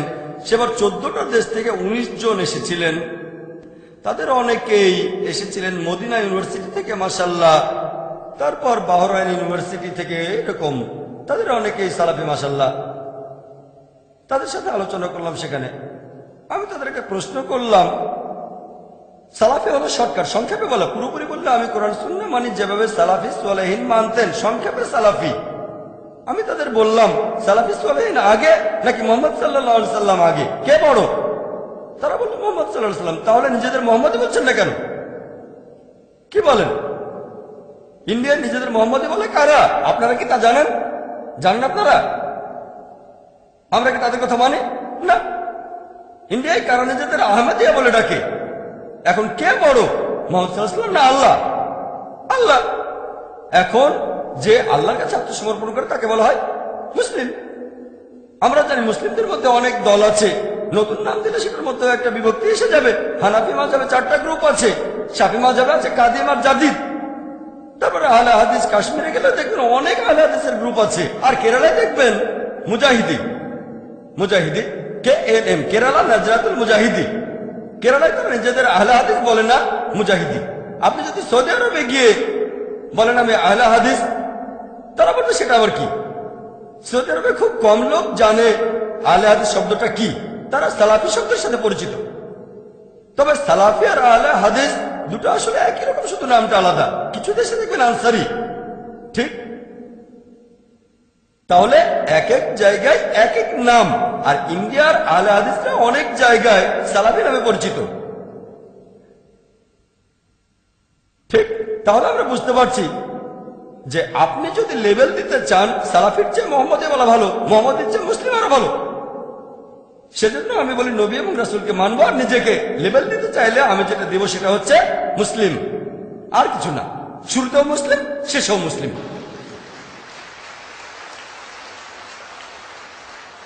আমি কোন মুসলিম ভাইকে ছোট করছি না, হোক হানাফি, শাফি, হামলি, মালিকি, আহলে হাদিস। আনটিল হোয়েন উই ডিফার, এই বইটা লিখছেন শেখ ওতাইমি। আপনারা আমাদের এখানে বইটা পাবেন। আনটিল হোয়েন উই ডিফার 34 পৃষ্ঠায় শেখ ওতাইমিকে একজন ইন্ডিয়ান প্রশ্ন করল, আমাদের এই দেশে অনেকে নিজেদের বলে ইখওয়ানি আর তাবলিগি, এরা কি সত্যের পথে আছে নাকি ভুল পথে? শেখ ওতাইমি উত্তরে বললেন, যদি কেউ ইসলাম প্রচারের সময় পরিচয় দিতে গিয়ে বলে ইখওয়ানি, তাবলিগি বা সালাফি, সে ভুল পথে আছে। তাহলে প্রশ্নের মধ্যে সালাফি শব্দটা ছিল না, শেখ ওতাইমি সেখানে শব্দটা যোগ করলেন। যদি কেউ নিজেকে ইখওয়ানি, তাবলিগি বা সালাফি বলে ইসলাম প্রচারের সময়, তাহলে সে ভুল পথে আছে। এই কথাটা কিন্তু আমি বলিনি, ডক্টর জাকির নাইক কিছুই না ইসলামে, আমি শূন্য। শেখ ওতাইমি মাশাআল্লাহ অনেক বিখ্যাত, শেখ ওতাইমির ফতোয়াটা শুধু আমি মেনে চলছি। কোন সালাফি যদি আমাকে দোষারোপ করেন, তাহলে শেখ ওতাইমিকেও দোষারোপ করতে হবে। তবে সালাফিদের ওয়েবসাইটে গেলে আপনারা দেখবেন তারা বলছেন যে শেখ ওতাইমিও বলেছেন নিজেদের সালাফি বলতে হবে। তিনি কি বলেছেন? বলেছেন সালাফি সালেহিনকে মেনে চলতে হবে। সে কথা তো আমিও বলি। এভাবে বললে শেখ ওতাইমিও আপত্তি করবেন না। তবে ধর্মপ্রচারের সময় যদি বলে নিজেদের সালাফি বলতে হবে, তিনি বলেছেন এই কাজটা ভুল, ভুল কাজ। তাহলে শেখ নাসিরউদ্দিন আলবানী এক প্রান্তে ফরজ, শেখ ওতাইমি বলেছেন এটা ভুল। তবে দুজনেই এটা মানেন। শেখ নাসিরউদ্দিন আলবানী আরো বলেছেন যদি বলো সালাফি আর ভাবো তুমি শ্রেষ্ঠ, তাহলে সেটা ভুল। শেখ সালেহ ফারজানা বলেছেন যদি ভাবো সালাফি বলে তুমি শ্রেষ্ঠ, তাহলে সেটা ভুল। তাহলে যে বিশেষজ্ঞরা বলেছেন সালাফি পরিচয় দেওয়াটা ফরজ, তারাও বলেছেন যদি বলো সালাফি আর ভাবো আমি শ্রেষ্ঠ, আমি বেহেশতে যাব, অন্যরা যেতে পারবে না, সেটা ভুল।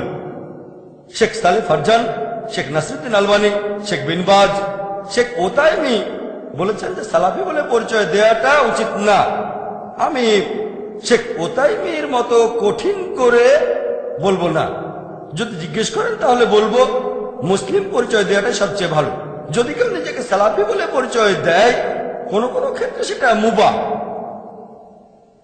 ভালো, শর্টকাট। আমি বলছি না এটা হারাম, আমি এটাকে হারাম বলছি না। তবে সবচেয়ে ভালো সেফ, 100% সেফ মুসলিম। এটা নিয়ে বিশেষজ্ঞদের কোনো মতভেদ হবে না। যদি কেউ সংক্ষেপে বলতে চায়, পুরো কথাটা হলো মানে কোরআন, সুন্নাহ, সালাফি, সালেহিন, শুধু এটা বোঝানোর ক্ষেত্রে।